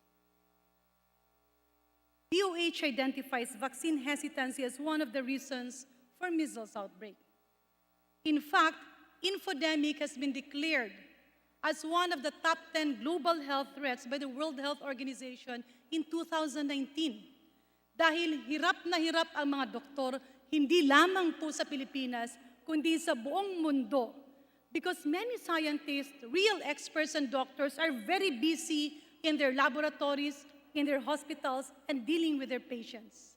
Yun namang mga hindi totoong eksperto ay mas may panahon na umupo at magpakalat ng mga maling balita sa social media. Globally, public reluctance to be vaccinated is expanding. The recent measles outbreaks reflect parental concerns about vaccines, and each year, many adults refuse the seasonal influenza vaccine or get it late. Baseline vaccine hesitancy and uneven access to vaccines, coupled with the country's currently charged political environment and fragmented pandemic response, call for effective planning and implementation of a COVID-19 vaccine program. With one post, one click, one share, non-experts can spread misinformation and people consume this. Kalimitan yung mga hindi totoong eksperto ay magaling gumawa ng mga statements na akala mo ay totoo. At kapag ito'y nilagay sa social media, agad napapaniwala ang milyong-milyong mga tao. It gets harder for experts and real scientists to correct what people presume to be true. At dito sa ating bansa, mas mabilis na ang kumakalat ang fake news at disinformation, mas nakakahawa pa ang madaliang paniniwala dito. Why is it that when other countries are now working to prepare for this pandemic, dito naman sa ating bansa, tila may mga tao pa rin nagsasabi, hindi totoo na may COVID. Next slide, please. The Pulse Asia survey last November to December 2020 showed that those who are willing to be vaccinated is a measly 32%. Those who says no is 47%. And those who cannot say otherwise, 21%. Napakasakit po na ang taong bayan, 32% lang ang tatanggap ng COVID vaccine. As an uncertain population anticipates the development of a COVID-19 vaccine to help return society to some semblance of normalcy, priming the public for vaccine acceptance is an urgent public health priority. With daily lives interrupted and vaccine discussions dominating news headlines, government hearings, and social media discourse, this urgency should be used as a teachable moment to promote vaccine literacy, address hesitancy, and build resilience to misinformation specific to a COVID-19 vaccine and about vaccination more generally. Next slide, please. The fact that lack of access to vaccine is a critical driver of low immunization rates in many communities is undeniable. Sa iba pong mga bansa, ang kanilang problema ay wala silang bakuna. Dito naman sa atin, ang problema natin, meron nga tayong bakuna, may mga paparating na bakuna, pero marami namang fake news or infodemic. And this will not only hurt our economy, this will not only hurt our COVID response, this will not only hurt our current generation, but the implication will last for years. The hesitancy observed regarding COVID-19 vaccines is in many ways understandable, given the novelty of the virus. Mixed messages about the severity of the disease, concerns about the rapid vaccine development timeline, and perceived politicization of the process. These COVID-19 specific concerns may be exacerbated by factors that reduce vaccine confidence in general, including distrust in traditional sources of health information, the rapid and extensive spread of misinformation online, and disinformation campaigns that take advantage of the divisive public discourse around vaccines. We need effective vaccine communication kung saan mabibigyang kasiguraduhan ang mga kababayan natin na epektibo at ligtas ang bakuna. May papakita ang benepisyong dulot ng pagbabakuna, may papaliwanag ang vaccine development, FDA approval, monitoring at distribution process, mabibigyang linaw ang pag-aalinlangan ng mga tao at masasagot ang mga kasagutan nila at sasagot o itatama ang mga fake news na kakalat tungkol sa bakuna. Any vaccine demonized ruins the whole immunization program. When one vaccine is questioned, experts and those in power who know better should come and be able to talk to defend it. Next slide, please. Vaccine hesitancy will never be solved kung palaging iwas pusoy ang dapat namumuno sa pagresolba nito. Our health leaders should be speaking the truth at all times, never selective, hindi takot at hindi namumulitika. Huwag nating hayaang matalo ng maling impormasyon at takot ang mga benepisyong maidudulot sana ng mga bakuna. Huwag nating hayaang mapolitika at makakapagresolba ng mga problemang pangkaslusugan ng ating bansa. Hindi naman basta-basta nilalabas ang mga bakuna, taon ang binibilang para gawin ito. Traditional vaccine, next slide please. Napakalawak po ng impact ng mga bakuna sa atin. On the side of health, it reduces infectious disease morbidity and mortality, eradicates infectious diseases, prevents cancer, and reduces diseases that complicate vaccine-preventable diseases. It also prevents antibiotic resistance, and on a long term, once available for commercial use or with a marketing authorization, it can induce herd immunity. On the economy, cost savings is something that is beyond description when we talk about the impact of vaccination. Cost-effective preparedness for outbreaks, productivity gains, establishment of programs for vaccine development, and minimizing the impact on a family shattered with an infectious disease. On the social impact of vaccines, there is of course what we call health equity. Kung ano ang meron at kaya ng mga mayayaman sa tawag ng kalusugan, ay dapat nagkakaroon din ang mahihirap. That is why government is providing vaccines for free. It will also strengthen the health and social care infrastructure. The impact of life expectancy and opportunity is beyond description, and women are empowered. Next slide, please. It is important that in combating COVID-19, we must increase attention to vaccination now. The impact of COVID-19 on the Philippine business is already dismal. Huwag na po nating dagdagan ang pagbaba ng ating ekonomiya dahil lang sa chismis. Naiintindihan po natin at dapat maintindihan natin na importante ang pagbabakuna sa COVID because it is easily transmissible and the new variants that has mutated calls for strengthening its spike proteins, which translates to easy infectivity. Uncertain disease course, because there's a lot that we still don't know about COVID. It disproportionately affects elderly and the ethnic and racial minority populations, and it provides a fertile ground for misinformation. The issue of COVID has already been politicized so much. Next slide, please. The fact that lack of access to vaccines is a critical driver for low immunization is undeniable. However, in our country, that people are actually moving to make these vaccines available, we should have an answer. All the newly developed COVID-19 vaccines are poised to be a powerful tool in the control of the devastating pandemic. The public's confidence in and willingness to receive the vaccines will determine the outcome of this mass-scale public health intervention.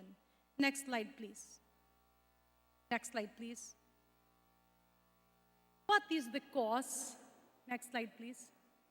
What is the cause in the observed COVID-19 vaccine hesitancy? Bakit po ba marami ang umaayaw?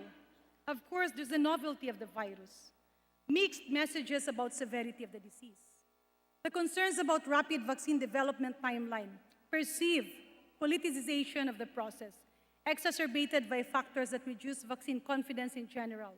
And these are distrust in traditional sources of health information, rapid and extensive spread of misinformation online, and disinformation campaigns. Next slide, please. This is very important.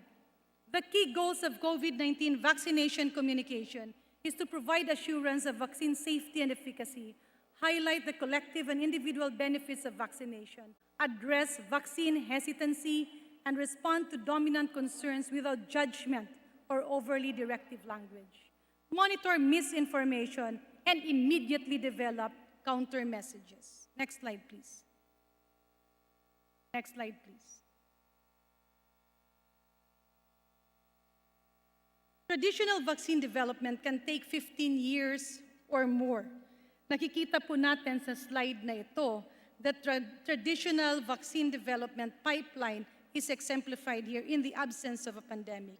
It starts with a lengthy discovery phase in which vaccines are designed and exploratory preclinical experiments are conducted. This is usually followed by a phase in which more formal preclinical experiments and toxicology studies are performed and in which production processes are developed. During this process, an investigational new drug application is filed and the vaccine candidate then enters phase 1, 2, and 3 trials. When phase 3 trials are completed, the predetermined endpoints have been met, biologics license application is filed, reviewed by regulatory agencies, and finally the vaccine is licensed. After that, large-scale production begins. Vaccine development of COVID is following an accelerated timeline. At bakit ito kailangan? Dahil tayo po ay nasa pandemya. Why did it take them faster than the other conventional vaccines? Because development of the accelerated vaccine took off from development of SARS-CoV and the MERS-CoV, two viruses that are related to COVID-19. Existing processes were adopted, and phase 1 and 2 were immediately started, alternating and overlapping with phase 3 trials. But how exactly do vaccine works? Essentially, COVID-19 vaccines will give us immunity against COVID. Next slide, please. The vaccine actually works by helping us develop immunity against COVID. Different types of vaccine work in different ways. Kaya napakahirap po na merong iba na dinidemonize or minamasamang ibang bakuna dahil hindi nila naiintindihan na bawat bakuna meron kanya-kanyang proseso, kanya-kanyang strength, kanya-kanyang weaknesses, at kanya-kanyang pamamaraan kung saan ito ay makakatulong sa tao. However, all types of vaccines leave the body with a supply of memory T lymphocytes as well as B lymphocytes that will remember how to fight that virus in the future. Generally, it takes a few weeks for the body to produce antibodies after vaccination. Kaya ang tanong ng iba, bakit po nabakunahan kahapon? Kinabukasan ay nahawa na kaagad. It is not a frequent occurrence, but it can occur dahil kapag ikaw ay nabakunahan, it will take you 2 to 3 weeks para magkaroon ng proteksyon. Kaya nga po, importante na maski ikaw ay nabakunahan, you still have to practice the minimum public health standards. And sometimes after vaccination, the process of building immunity can cause symptoms such as fever. These are normal. It is actually a sign that your body is building immunity. Next slide, please. These are the types of COVID-19 vaccines. We have the mRNA vaccines, the protein vaccines, vector vaccines, attenuated vaccines, inactivated vaccines. Iba-iba po ang mekanismo ng kanilang paggawa. Iba-iba rin naman po ang mekanismo ng kanilang pagpasok sa katawan ng tao at pagbigay ng proteksyon. Kaya po, hindi pwedeng lahatin lang silang lahat at hindi naman pwedeng sabihin na ang isa ay mas maganda kesa dito sa isa. But others who have medical knowledge and some doctors would have a preference of their own, depending on the field that they have been exposed to and depending on the population that will be vaccinated. Next slide, please. Ito naman po, bibigyang diin lang natin kung paano yung mRNA vaccines gumagalaw. Dahil dito nga nagkakaroon ng haka-hakang iba na kapag ikaw po ay nagkaroon ng messenger RNA vaccine, ay didiktahan ng bakuna ang katawan mo para magkasakit. Mali po yun. ang messenger RNA vaccines ay bagong teknolohiya na sana dati ay ginawa para sa SARS at para sa MERS-CoV, ngunit hindi natapos. Kasalukuyan itong dumadaan sa ilang taong pag-aaral para gamitin na bakuna kontra sa mga iba't ibang klase ng cancer sa buong mundo. However, because of this pandemic, some of the scientists under CDC decided to come up with a COVID-19 vaccine using this technology. Ano po ba ang ginagawa niya? Ang bakuna ay merong lamang messenger. Pagka pumasok sa katawan ng tao, papasok sa isang cell at yung messenger ay magbibigay ng instruction sa cell na gumawa ng spike protein. Ito po yung mga tusok-tusok na nakikita natin sa actual virus. And once that cell makes a protein, it automatically discards the instruction. At dahil yung cell ay nagkaroon ng protein or tusok sa labas na kamukha ng COVID, natural, ang mga gwardya ng katawan ng tao at ang immune cells ay aatakihin ang cell na ito, specifically that portion of the spike protein. In effect, antibodies will be produced and then will watch out for subsequent infection. Doon naman sa mga bakuna na ngayon ay currently available at ang ginagamit nila ay inactivated or deactivated virus. Yan po ang ginagamit na teknolohiya sa napakaraming bakuna. And an inactivated or deactivated virus has rendered the virus harmless but sufficient to generate an immune response. Will I personally use it? Of course, yes. Because that technology has been proven to be very effective in producing antibodies. Uulitin po natin. Lahat ng mga bakuna na dumaan na at binibigyan ng EUA ay kasalukuyan pang tinatapos ang pag-aaral. Subalit, the safety and the efficacy has already been established. The duration is what is now being studied. At dun sa mga bakuna na ang proseso nila ay gumamit ng pangkaraniwang proseso kagaya ng deactivated or inactivated virus, kagaya ng Sinopharm, and to some extent Sinovac, but Sinopharm has already been widely used, and we have heard that it has already been issued a marketing authorization sa kanilang bansa. Ibig sabihin nito, ang bakunang yan ay nakaturok na ng milyon-milyong tao. We've heard it's now 20 million, and natapos na yung lahat ng trial na kailangan at kaya available na siya at binibigay na sa maski sino mga ilangan. In other words, it is now ready for commercial and public use. We should not judge vaccines by its country of origin because all vaccines is actually an outcome, an output of how scientists work across countries and across nationalities. Wala pong mga scientifico ang gumagawa lang ng pansarili nila because these experts, we all work together and we exchange information. Next slide, please.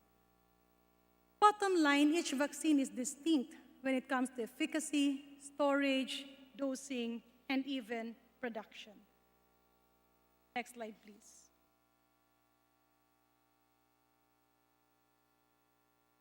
What are then the goals of immunization?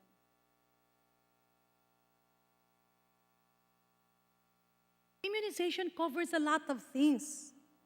Paulit-ulit pong nag-aaway-away ang lahat. Bababa ang efficacy ng isa, mataas ang efficacy ng isa. The efficacy cannot be compared as of this point of time because you cannot compare apples and oranges.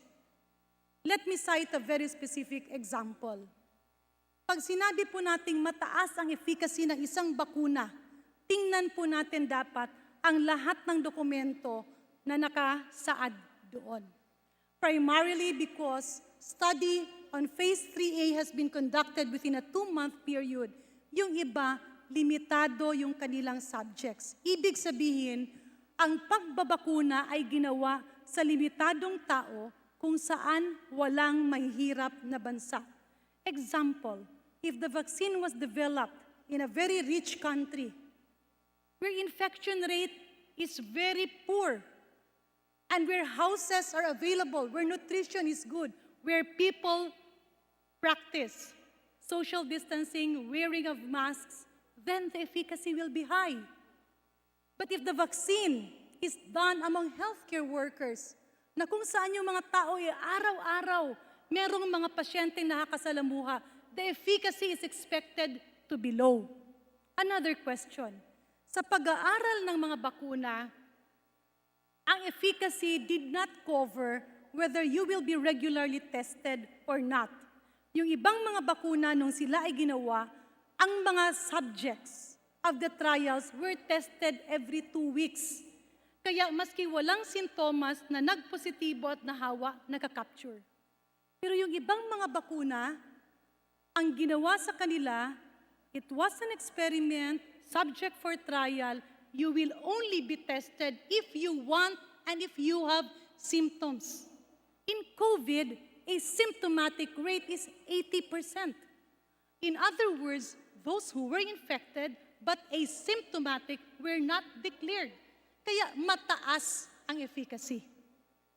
Bottom line, Mr. Speaker, distinguished colleagues, I can still say a lot of stories and explanations why we cannot compare the efficacy of one vaccine to another vaccine. But we can request our experts to discuss each vaccine independently from other vaccines because each one is different from each other. So before we move further and criticize, the best thing to do now is to listen if you are not an expert. Because we will always be misled by anti-vaxxers if we do not listen. That is why the efficacy that we are seeing now will still change, maybe every quarter, every month. It will change at the end of this year. It will change next year. All of these are running figures in the next 3 to 6 years. That is consistent with all vaccine development. Bakit ang sasabihin ngayon ng iba, kung hindi pala efficacious, then wag na tayong magpabakuna. Wrong. Because the goal of immunization is not just about efficacy. Hahangarin ng isang bakuna na i-abolish or i-eradicate ang isang sakit. However, in a pandemic, that will be very impossible. Una nating pupuntiryahin. The first goal is walang dapat mamatay dahil sa COVID. So all vaccines who were proven to statistically reduce deaths will have to be accepted. Second, the goal of the vaccinologist is that itong bakuna na ito will cause the public that anybody infected will not die.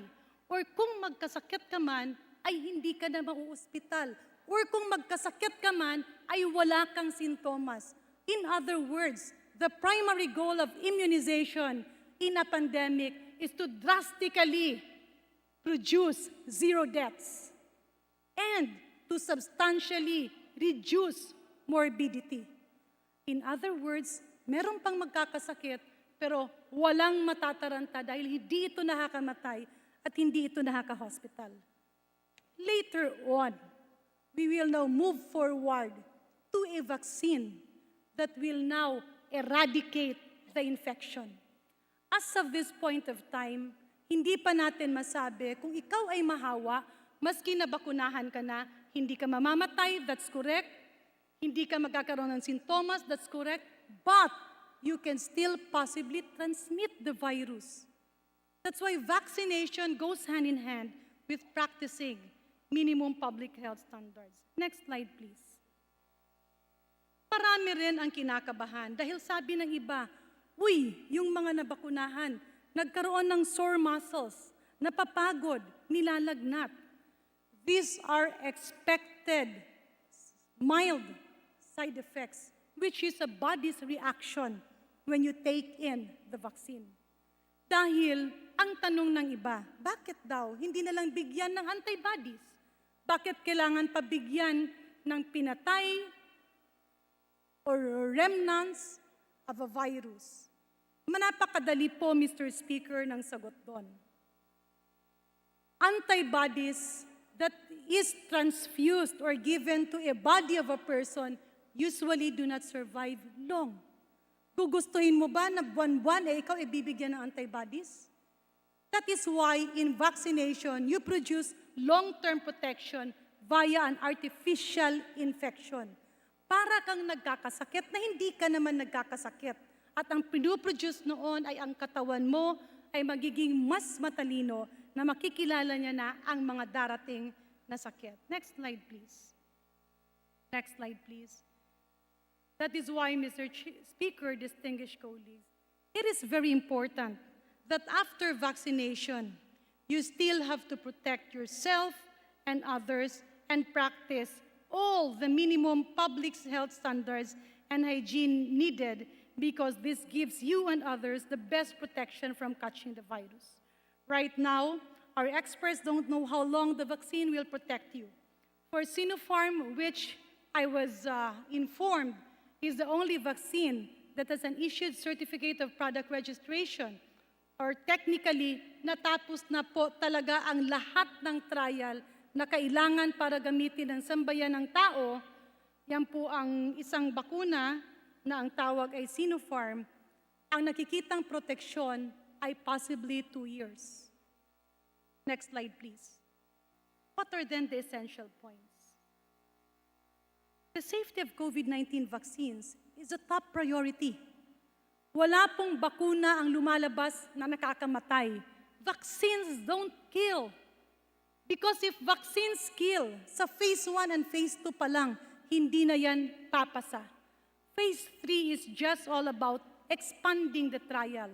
Phase 3B is for other claims na kung sasabihin mo, itong bakuna na ito, itong epekto niya, pero meron pa siyang ibang epekto kasi siya ay nakakaganda, that is phase 3B. Phase 4 is post-marketing surveillance, meaning where the product is being consumed by the general public, patuloy po yan, nababantayan at bubusisiin ng manufacturing pharmaceutical dahil yan po ay obligasyon nila. And it goes through with all other medicines in the market. No country in the whole world requires phase 4. That is why when we place it in the universal healthcare law, we became the laughingstock of all scientists and experts in the world. COVID-19 vaccination will help protect you from getting COVID-19. 2 doses are needed. Yan po ay talagang alam ng lahat, ngunit binibigay lang siya doon sa high-risk groups. Dahil nasa EUA pa po tayo, hindi mo siya dapat binibigay sa lahat. Next slide, please. Where are we now? We have a lot of non-doctors acting like doctors, contributing to more confusion. We also have a lot of non-experts pretending to be experts and telling the people that COVID is not true. Again, they will not be held accountable if our lolos and lolas continue on dying. There are also promises to vaccinate all. Napaka-imposible po niyan, Mr. Speaker, distinguished colleagues, because an emergency use authorization is just for a specific high-risk group. Dahil nakita na mas marami ang benepisyo sa mga may edad, matanda, may comorbidities at healthcare workers. Hindi siya dapat binibigay muna sa lahat-lahat because the risks might outweigh the benefits in a generally young and healthy population. There is no need to fight over the vaccines because everybody will have it. There is a high mistrust on health authorities and that should be addressed. Next slide, please. Conflicting statements. Palagi pong sinasabi, nauubusan na tayo. Lahat napunta na sa ibang bansa. Mr. Speaker, distinguished colleagues, vaccine manufacturing plants do not and cannot act independently. You are guided and controlled by the whole world. Kaya unahin ang mga population kung saan nakita na ang benepisyo at habang ito'y patuloy na pinag-aaralan, more information will come. That is then the time that we can vaccinate the regular workers and the otherwise healthy population. I don't even think that our government will run out of money. Because if you compute even 40% of our population, 20% are already given free, we still have donations. The 78 or the 87 billion that our government has already allocated is more than enough. What is important now is to address vaccine hesitancy. EUA versus CPR. Emergency use authorization means pinapayagan siyang gamitin sa piling mga sektor dahil mas malaki ang benepisyo kesa sa risk. And who are these? These are the people who risks of dying from COVID. Bakit inuuna ang health workers? Of course, because we need to protect them. But most importantly, we vaccinate the healthcare workers because the hospitals has been shown to be high transmission areas of COVID. At kapag nahawa ang doktor o ang nurse or ang health worker, patuloy niyang mahahawa ang ibang tao. You intercept it at the point where transmission is high. What then should we do? Next slide, please. We should listen to the real experts. We should unite as a country and as a people. We should stop politicizing public health and we should crush infodemic. Next slide, please. Strengthening the knowledge of vaccines, addressing misinformation, and reinforcing literacy skills are all necessary. They are not sufficient to fully address vaccine hesitancy and active. Next slide, please. And these are the must-wins. We have to reinforce beyond doubt that the critical role of immunization plays within a functioning delivery system. It should be headed by somebody strong who can shout and tell the whole world, vaccines do not kill. There should be a multi-sectoral commitment to develop trust in vaccines. Well, the preparation that we heard earlier from Secretary Duque are correct. These are preparations of a vaccine under an EUA. Hindi po ito ang mangyayari sa ibang mga bakuna, kaya dapat patuloy pa rin ang ibang mga bakuna na ginagamit na natin ngayon. Is there a need for the private sector to come in? They can always donate. But we cannot put the lives of their workers at risks without the completed literature that the vaccine comes with. Next slide, please. Mr. Speaker, distinguished colleagues, napakadali pong sabihin, may solusyon tayo sa problema. But walking the talk is a bigger problem. And unless we all put our acts together, the virus will continuously laugh at us. Vaccinology is a very delicate fabric whose integrity we must seek to preserve. Infodemic kills. Let us educate ourselves. Let us not pass on fake and false information. Let us allow the experts to speak up.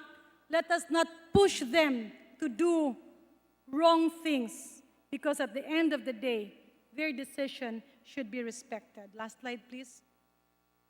With this, Mr. Speaker, distinguished colleagues, these two dogs have been witness of the many scientists and experts that have contributed their lives and their families in the field of immunization and vaccinology.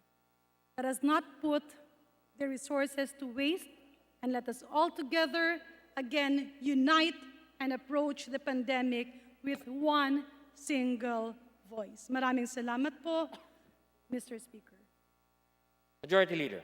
Mr. Speaker, I move that we refer the speech of the Honorable Janet Garin to the Committee on Rules for appropriate action. So move, Mr. Speaker. Is there any objection? The chair hears none. Motion is approved, and the privileged speech of the Honorable Garin is referred to the Committee on Rules. Majority Leader. Mr. Speaker, I apologize to the members who wish to avail of the privilege hour. We are experiencing technical difficulties since our audio team was not able to prepare fully well this afternoon. We are constrained to defer the privilege speeches tomorrow. And may I ask the indulgence of the members of the House who have availed of the privilege hour that you may be able to avail of the same tomorrow. And with that, Mr. Speaker, I move that we close the period of privilege hour. Is there any objection? The chair hears none. The privilege hour is hereby closed. Majority Leader.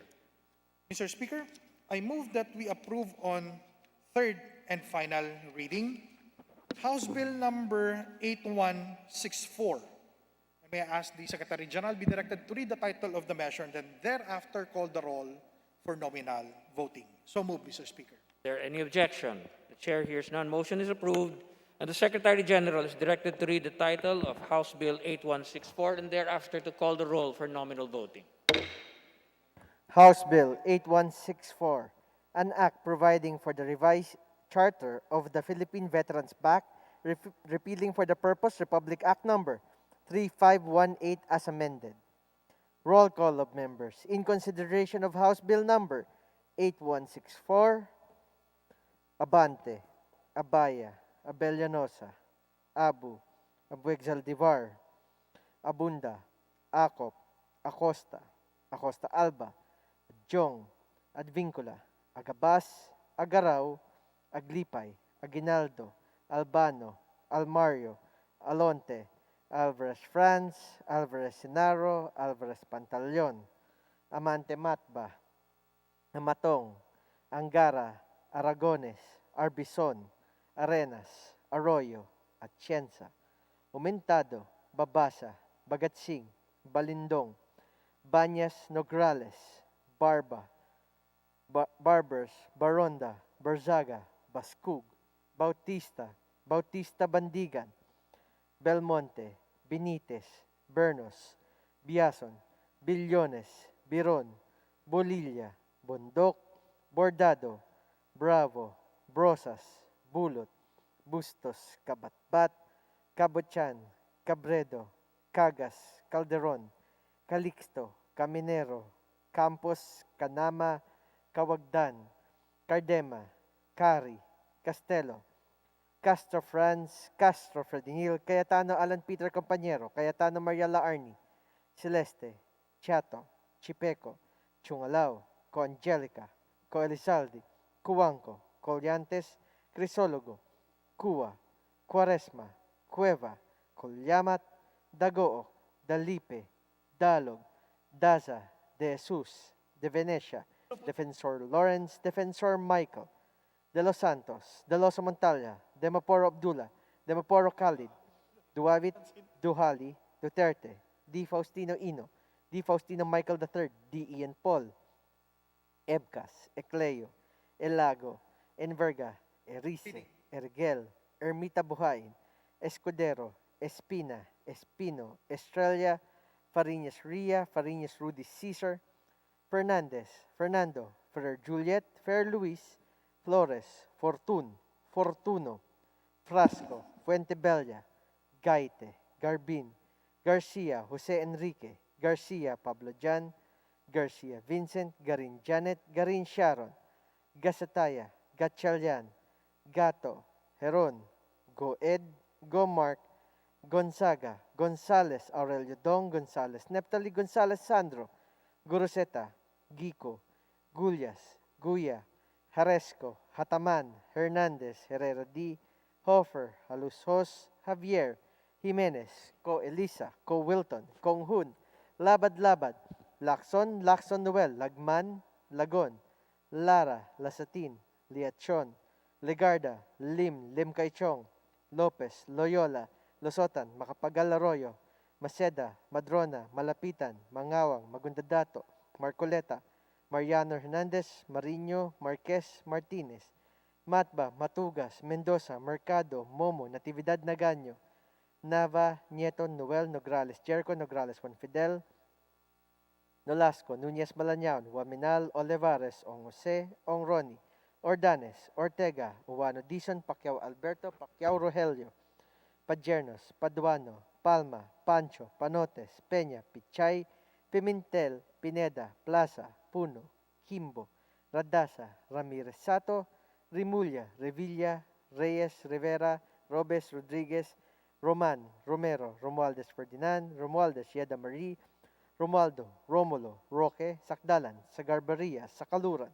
Salceda, Salimbangon, Salo, Sanchez, Sangkupan, Santos Recto, Sarmento, Saulug, Sevillano, Xiao, Silverio, Singson Mihan, Singson, Sinsuat, Swansing Estrelita, Swansing Horacio, Suarez Aleta, Suarez David, Suntay C. Alvarado, Taduran, Talyado, Tambunting, Tan Alisa, Tan Angelina, Tan Shamir, Tan Shari, Tan Sherny, Tejada, Teves Arnulfo, Teves Jose, Tiangco, Tolentino, Torres Gomez, Tulfo, Tupas, Chutor, T. Alan, T. Diego, Umali Alfonso, Umali Maria Victoria, Unabia, Ungab, Uy Juliet, Uy Rolando, Valeriano, Val Mayor, Vargas, Vargas Alfonso, Velasco, Veloso, Vergara, Villa, Villafuerte, Villanueva, Brother Eddie, Villanueva Noel, Villar, Villaras Suarez, Villarica, Violago, Yap Eric, Yap Victor, Yu, Zamora Ronaldo, Zamora Waikorat, Zarate, Zubiri.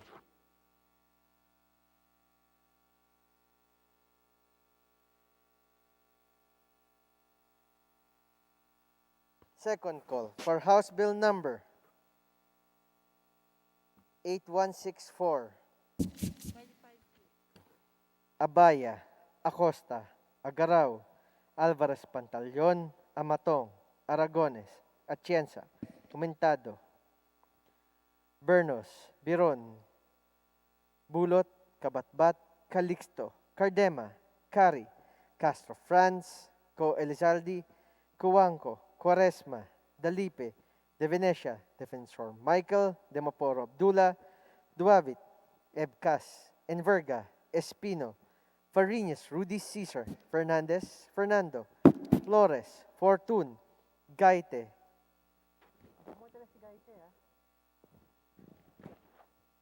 Garbin, Garin Sharon, Goed, Gonzalez Zandro, Gico, Guya, Haresco, Hataman, Halushos, Konghun, Lagman, Lagon, Liachon, Macapagal-Arroyo, Mangawang, Magundadato, Mariño, Matba, Mendoza, Mercado, Nava, Nograles Juan Fidel, Nolasco, Núñez Malañaon, Olivares, Ortega, Padjernos, Panotes, Pichay, Pimentel, Pineda, Kimbo, Rimulya, Romero, Roque, Sagarbaria, Saulug, Silverio, Suarez Aleta, Suarez David, C. Alvarado, Taduran, Tan Alisa, Tan Shamir, Tan Shari, Tan Sherny, Teves Arnulfo, Torres Gomez, Tulfo, Tutor, T. Alan, Vargas Alfonso, Veloso, Villa, Villafuerte, Villar, Villaras Suarez, Villarica.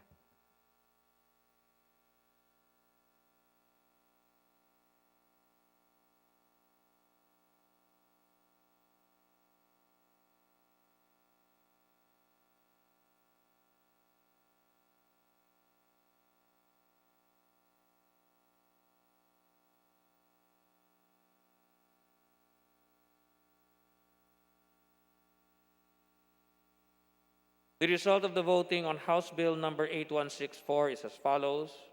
In the affirmative, 213. In the negative, 0, and abstentions, 0. House Bill number 8164 is approved on third and final reading. Majority Leader. Mr. Speaker, I move that we approve on third and final reading House Bill number 8057. May I request that the Secretary General be directed to read the title of the same and thereafter call the roll for nominal voting. So moved, Mr. Speaker. Is there any objection? The Chair hears none. Motion is approved, and the Secretary General is directed to read the title of House Bill 8057 and thereafter call the roll for nominal voting. House Bill 8057, an act instituting the Magna Carta of Filipino Seafarers. Roll call of members in consideration on third reading of House Bill number 8057. Honorable Representatives Abante, Abaya, Abellanosa, Abu, Abueg Zaldivar, Abunda, Acop, Acosta, Acosta Alba, Adjong, Advincula, Agabas, Agaraw, Aglipay, Aguinaldo, Albano, Almario, Alonte, Alvarez Franz, Alvarez Genaro, Alvarez Pantaleon, Amante Matba, Amatong, Angara, Aragones, Arbison, Arenas, Arroyo, Atienza, Aumentado, Babasa, Bagaching, Balindong, Banyas Nograles, Barba, Barbers, Baronda, Barzaga, Baskug, Bautista, Bautista Bandigan, Belmonte, Benitez, Bernos, Biazon, Billones, Biron, Bolilia,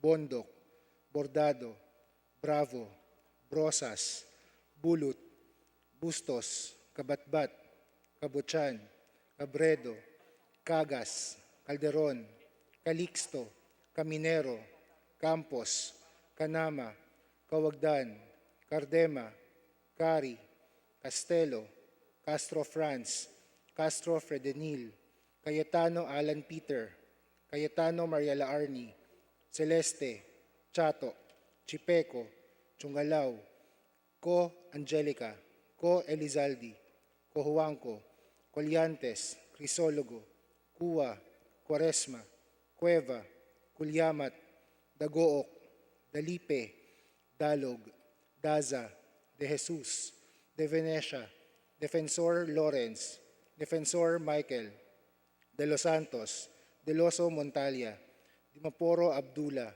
Dimaporo Khalid, Duavit, Duhali, Duterte, D. Faustino Ino, D. Faustino Michael, D. Ian, Ebcas, Ecleo, Elago, Enverga, Erice, Erigel, Ermita Buhain, Escudero, Espina, Espino, Estrella, Fariñas Ria, Fariñas Rudis Cesar, Fernandez, Fernando, Ferrer Juliet, Ferrer Luis, Flores, Fortun, Fortuno, Frasco, Fuentebella, Gaite, Garbin, Garcia Jose Enrique, Garcia Pablo John, Garcia Vincent, Garin Janet, Garin Sharon, Gasataya, Gatchalian, Gato, Heron, Go Ed, Go Mark, Gonzaga, Gonzales Aurelio,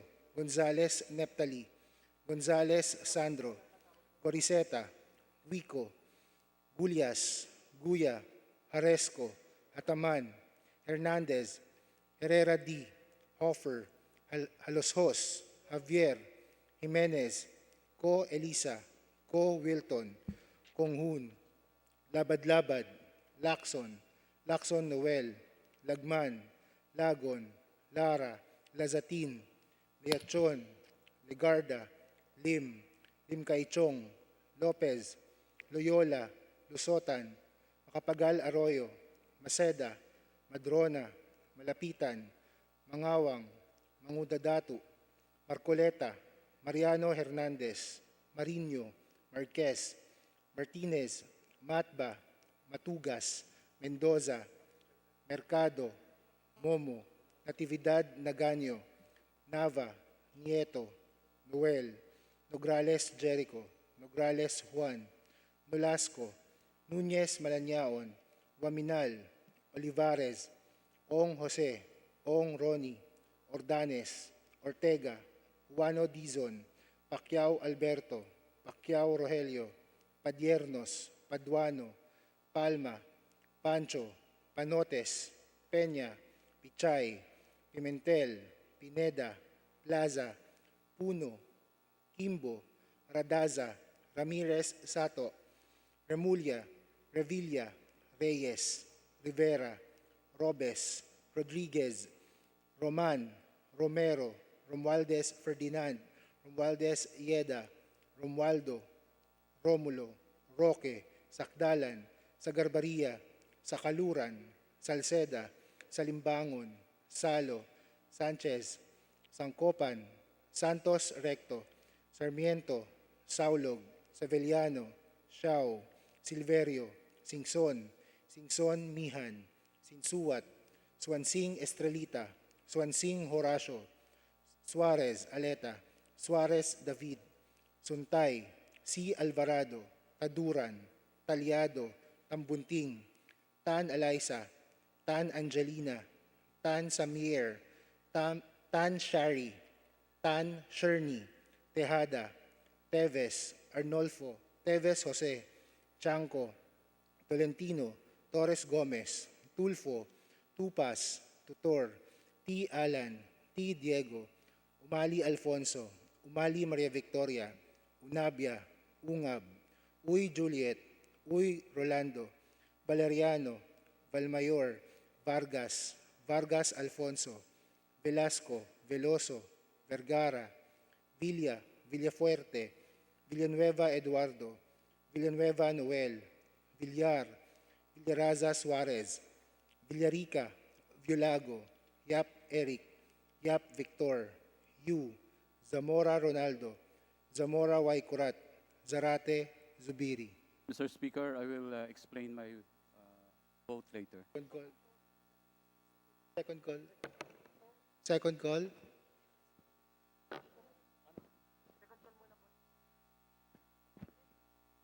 Roll call of members in consideration on second call for consideration on third reading of House Bill 8057. Abaya, Acosta, Agaraw, Alvarez Pantaleon, Amatong, Aragones, Atienza, Aumentado, Bernos, Biron, Bulut, Kabatbat, Calixto, Cardema, Cari, Co Elizaldi, Cojuangco, Quaresma, Dalipe, De Venecia, Defensor Michael, Duhali, Ebcas, Enverga, Espino, Fariñas Rudis Cesar, Fernandez, Fernando, Flores, Fortun, Garbin, Garin Sharon, Go Ed, Gonzales Sandro, Guico, Guya, Haresco, Hataman, Haloshos, Konghun, Lagman, Lagon, Liachon, Mangawang, Mangudadatu, Marinho, Matba, Mendoza, Mercado, Nava, Nograles Juan, Nolasco, Núñez Malaniaon, Olivares, Ortega, Padiernos, Panotes, Pichay, Pimentel, Pineda, Kimbo, Remulla, Romero, Roque, Sagarbaria, Saulog, Silverio, Suarez Aleta, Suarez David, C. Alvarado, Taduran, Tan Alaisa, Tan Samir, Tan Shari, Tan Sherni, Teves Arnolfo, Torres Gomez, Tulfo, Tutor, T. Alan, Unabia, Vargas Alfonso, Veloso, Villa, Villafuerte, Villar, Villaraza Suarez, Villarica.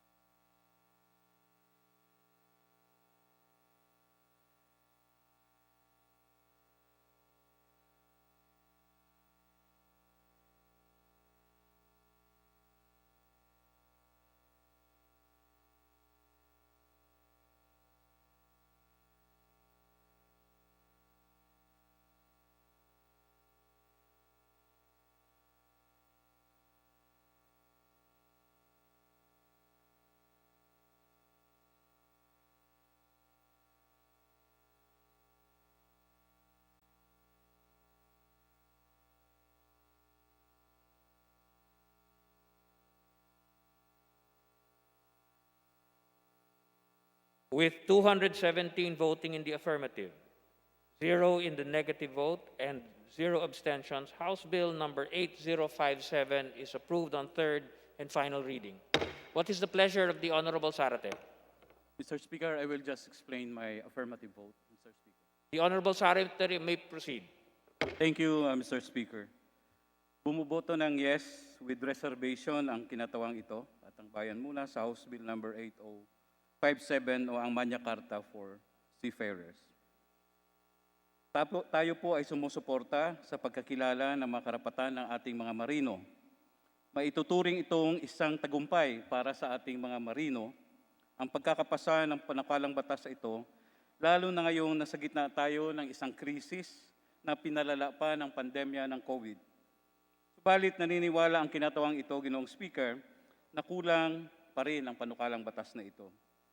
Sa panukalang batas na ito na meron din kaming inihain, ang Bayan Muna at ang Makabayan Black, ninanais natin na gawing regular ang sinumang seafarer na may pinagsama o cumulative na isang taong pagtatrabaho sa isang ahensya, alinsunod sa Article 279 ng Labor Code of the Philippines. Ito sana ay magbibigay ng seguridad sa trabaho ng ating mga seafarers, lalo na ngayong nasa recession ang Pilipinas at maging ang buong mundo.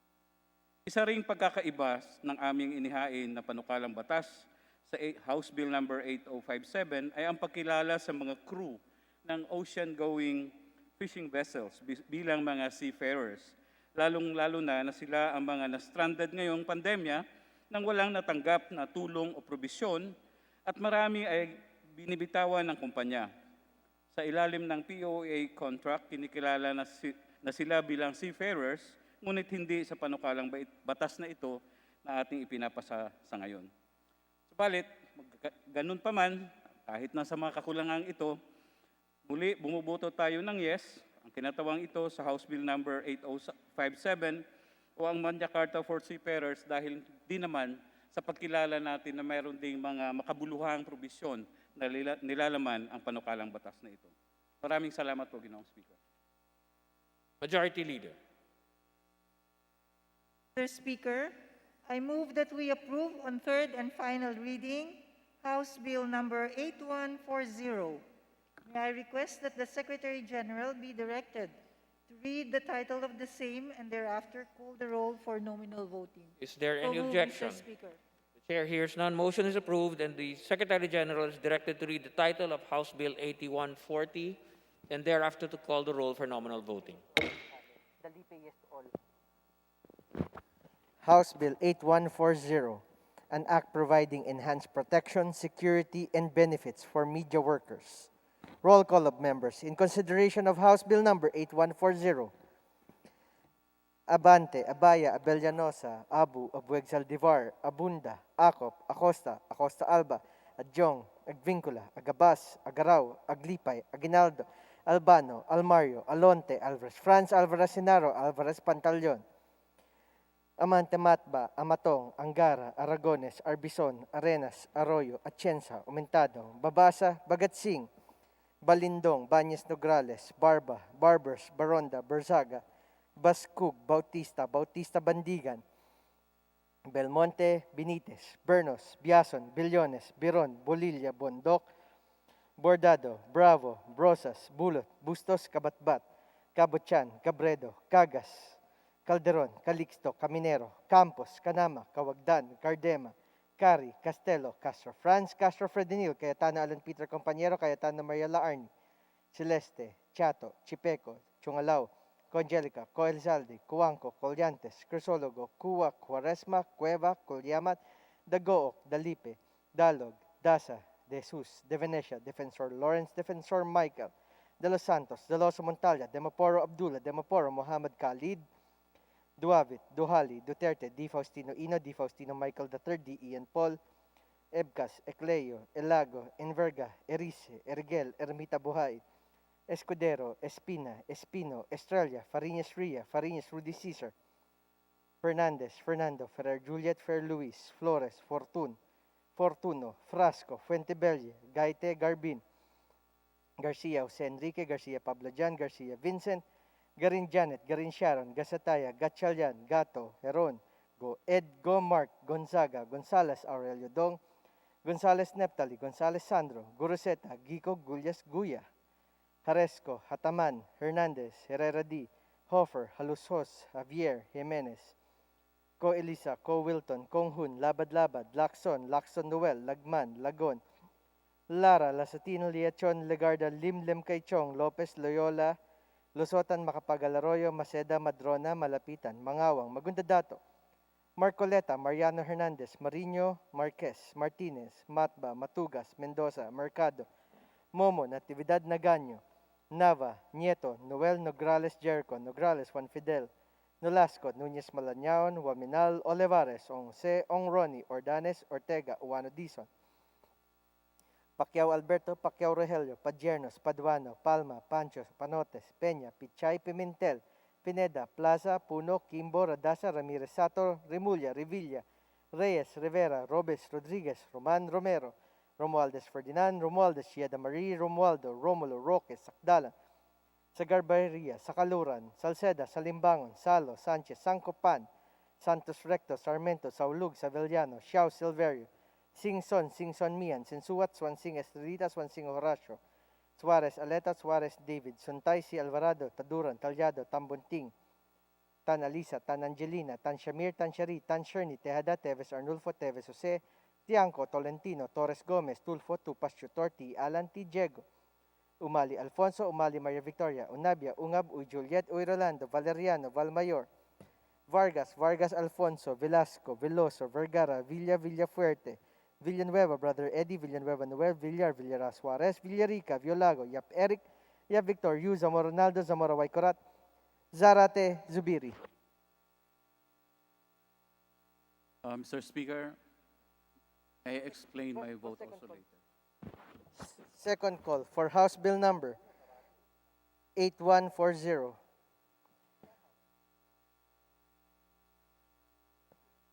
Abaya, Acosta, Agaraw, Alvarez Pantaleon, Amatong, Atienza, Aumentado, Bernos, Biron, Bulot, Kabatbat, Calixto, Cardema, Cari, Castro Franz, Co Elizalde, Cuanco, Quaresma, De Venecia, Devensor Michael, Demopor Abdullah, Duhali, Ebcas, Enverga, Espino, Fariñas, Rudy Cesar, Fernandez, Fernando, Flores, Garbin, Garin Sharon, Goed, Gonzales Sandro, Gico, Guya, Haresco, Hataman, Halusos, Konghun, Lagman, Lagon, Liachon, Mangawang, Magundadato, Marino, Matba, Mendoza, Mercado, Nograles, Juan Fidel, Nolasco, Nunez Malanyaon, Olivares, Ortega, Pajernas, Panotes, Pichay, Pimentel, Pineda, Kimbo, Remulla, Romero, Roque, Sagarbaria, Saulug, Silverio, Suarez, Aleta, Suarez, David, C. Alvarado, Taduran, Tan Alisa, Tan Shamir, Tan Shari, Tan Sherni, Teves Arnulfo, Torres Gomez, Chutorti, Alan, Vargas Alfonso, Veloso, Villa, Villafuerte, Villar, Villara Suarez, Villarica.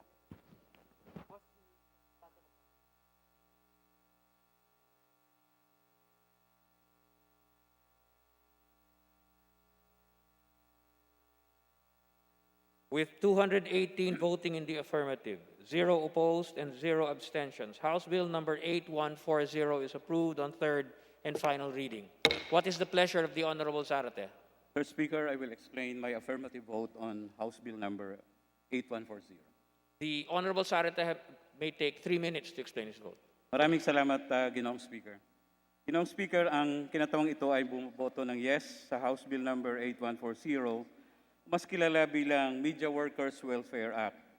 Layo nitong lutasin ang isa sa pinakamatagal ng issue sa mga manggagawa sa media. Ito ay ang kawalan ng seguridad sa hanapbuhay.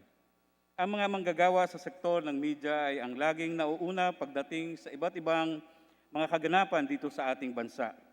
At wala itong pinipiling panahon dahil trabaho nila ang maghatid ng balita at impormasyon sa ating mga mamamayan.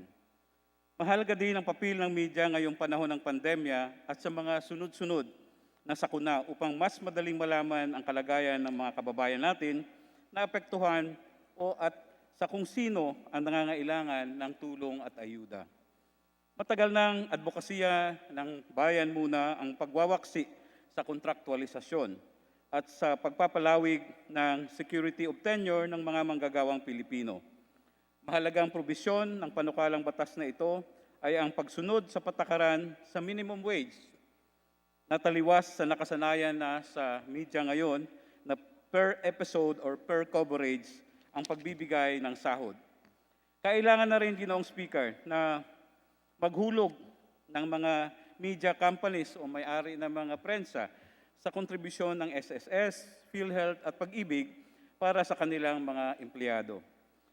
Kinikilara rin ang karapatan ng mga manggagawa sa media patungkol sa hazard pay at mandatory insurance dahil sa likas na panganib ng kanilang trabaho. Sila ay sumasalang din sa mga sakuna, kalamidad, giyera at iba pa. Kaya sa mga kadahilanan ito at dahil sa pagkilala ng karapatan ng mga media workers at pagbibigay sa kanila ng mga dagdag na benepisyo, lalo na ang pagkakaroon ng mandatory insurance, ay muli bumoboto ng yes ang representasyong ito sa House Bill number 8140. Maraming salamat po, Ginoong Speaker. Majority Leader. Mr. Speaker, I move that we consider on third and final reading House Bill 2378. And for that purpose, may I request the Secretary General to read the title of the bill, call the roll of members for nominal voting. Is there any objection? The chair hears none. Motion is approved, and the Secretary General is directed to read the title of House Bill 2378 and thereafter to call the roll for nominal voting. House Bill 2378, an act declaring the city of San Jose del Monte in the province of Bulacan as human resource capital. Roll call of members in consideration on third reading of House Bill number 2378. Abante, Abaya, Abellanosa, Abu, Abueg Zaldivar, Abunda, Acop, Acosta, Acosta Alba, Adjong, Advincula, Agabas, Agaraw, Aglipay, Aguinaldo, Albano, Almario, Alonte, Alvarez France, Alvarez Senaro, Alvarez Pantaleon, Amante Matba, Amatong, Angara, Aragones, Arbison, Arenas, Arroyo, Atienza, Aumentado, Babasa, Bagaching, Balindong, Banyas Nograles, Barba, Barbers, Baronda, Barzaga, Pascug, Bautista, Bautista Bandigan, Belmonte, Benitez, Bernos, Biazon, Billones, Biron, Bolilia, Bondok, Bordado, Bravo, Brosas, Bulut, Bustos, Kabatbat, Kabochan, Cabredo, Cagas, Calderon, Calixto, Caminero, Campos, Canama, Kawagdan, Cardema, Cari, Castelo, Castro France, Castro Fredenil, Cayetano Alan Peter, Cayetano Mariela Arni, Celeste, Chato, Chipeco, Chungalao, Co Angelica, Co Elizaldi, Cojuangco, Colyantes, Crisologo, Cua, Quaresma, Cueva, Culyamat, Dagook, Dalipe, Dalog, Daza, De Jesus, De Venecia, Defensor Lawrence, Defensor Michael, De Los Santos, De Loso Montalia, Dimaporo Abdullah, Dimaporo Khalid, Duavit, Duhali, Duterte, D. Faustino Ino, D. Faustino Michael, D. Ian, Ebcas, Ecleo, Elago, Enverga, Erice, Rigel, Ermita Buhain, Escudero, Espina, Espino, Estrella, Fariñas Ria, Fariñas Rudis Cesar, Fernandez, Fernando, Ferrer Juliet, Ferrer Luis, Flores, Fortun, Fortuno, Frasco, Fuentebella, Gaite, Garbin, Garcia Jose Enrique, Garcia Pablo John, Garcia Vincent, Garin Janet, Garin Sharon, Gasataya, Gatchalian, Gato, Geron, Go Ed, Go Mark, Gonzaga, Gonzales Aurelio, Gonzales Neptali, Gonzales Sandro, Goriseta, Guico, Gulias, Guya, Haresco, Hataman, Hernandez, Herrera D, Hofer, Haloshos, Javier, Jimenez, Co Elisa, Co Wilton, Konghun, Labad-Labad, Lacson, Lacson Noel, Lagman, Lagon, Lara, Lazatin, Leachon, Legarda, Lim, Lim Kaichong, Lopez, Loyola, Lusotan, Macapagal Arroyo, Maceda, Madrona, Malapitan, Mangawang, Mangudadatu, Marcoleta, Mariano Hernandez, Marino, Marquez, Martinez, Matba, Matugas, Mendoza, Mercado, Momo, Natividad Nagaño, Nava, Nieto, Noel, Nograles Jericho, Nograles Juan, Nolasco, Nunez Malanaon, Maminal, Olivares, Ong Jose, Ong Ronnie, Ordanes, Ortega, Uwano Dizon, Pacquiao Alberto, Pacquiao Rogelio, Padiernos, Paduano, Palma, Pancho, Panotes, Peña, Pichay, Pimentel, Pineda, Plaza, Puno, Kimbo, Radaza, Ramirez Sato, Remulla, Revilla, Reyes, Rivera, Robes, Rodriguez, Roman, Romero, Romualdez Ferdinand, Romualdez Yeda, Romualdo, Romulo, Roque, Sakdalan, Sagarbaria,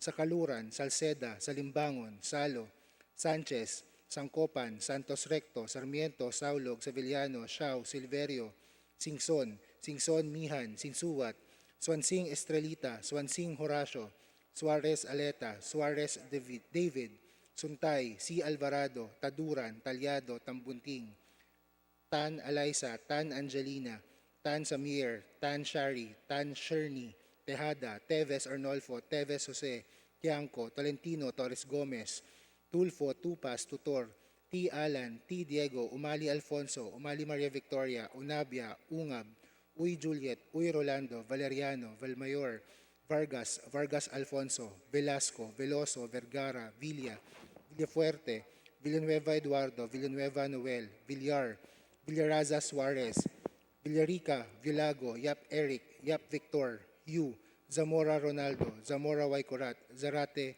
Zubiri. Second call in consideration on third reading of House Bill 2378, Abaya, Acosta, Agaraw, Alvarez Pantaleon, Amatong, Atienza, Aumentado, Bernos, Biron, Bulot, Kabatbat, Calixto, Cardema, Cari, Co Elizaldi, Cojuangco, Quaresma, Dalipe, De Venecia, Defensor Michael, Duhali, Ebcas, Enverga, Espino, Fariñas Rudiz, Cesar, Fernandez, Fernando, Flores, Garbin, Garin Sharon, Go Ed, Gonzales Sandro, Guico, Guya, Haresco, Ataman, Aloshos, Konghun, Lagman, Lagon, Lechon, Mangawang, Mangudadatu, Marino, Matba, Mendoza, Mercado, Nograles Juan, Nolasco, Núñez, Malañaon, Olivares, Ortega, Padiernos, Panotes, Pichay, Pimentel, Pineda, Kimbo, Remulla, Romero, Roque, Sagarbaria, Saulog, Silverio,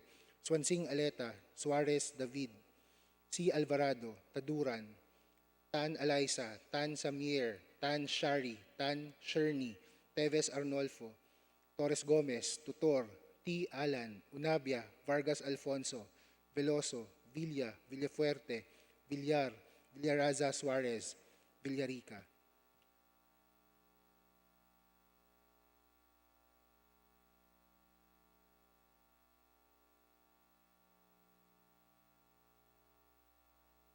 With 220 voting in the affirmative, 0 opposed, and 0 abstentions, House Bill number 2378 is approved on third and final reading. Majority Leader. Speaker, I move that we approve on third and final reading House Bill number 7460. For that purpose, may I request Secretary General to read the title of the bill and thereafter call the roll of members for nominal voting. Is there any objection? The chair hears none. Motion is approved, and the Secretary General is directed to read the title of House Bill 7460 and thereafter call the roll for nominal voting. House Bill Number 7460, an act to declare the city of Davao as the chocolate and cacao production capital of the Philippines and for other purposes. Roll call of members in consideration of House Bill Number 7460.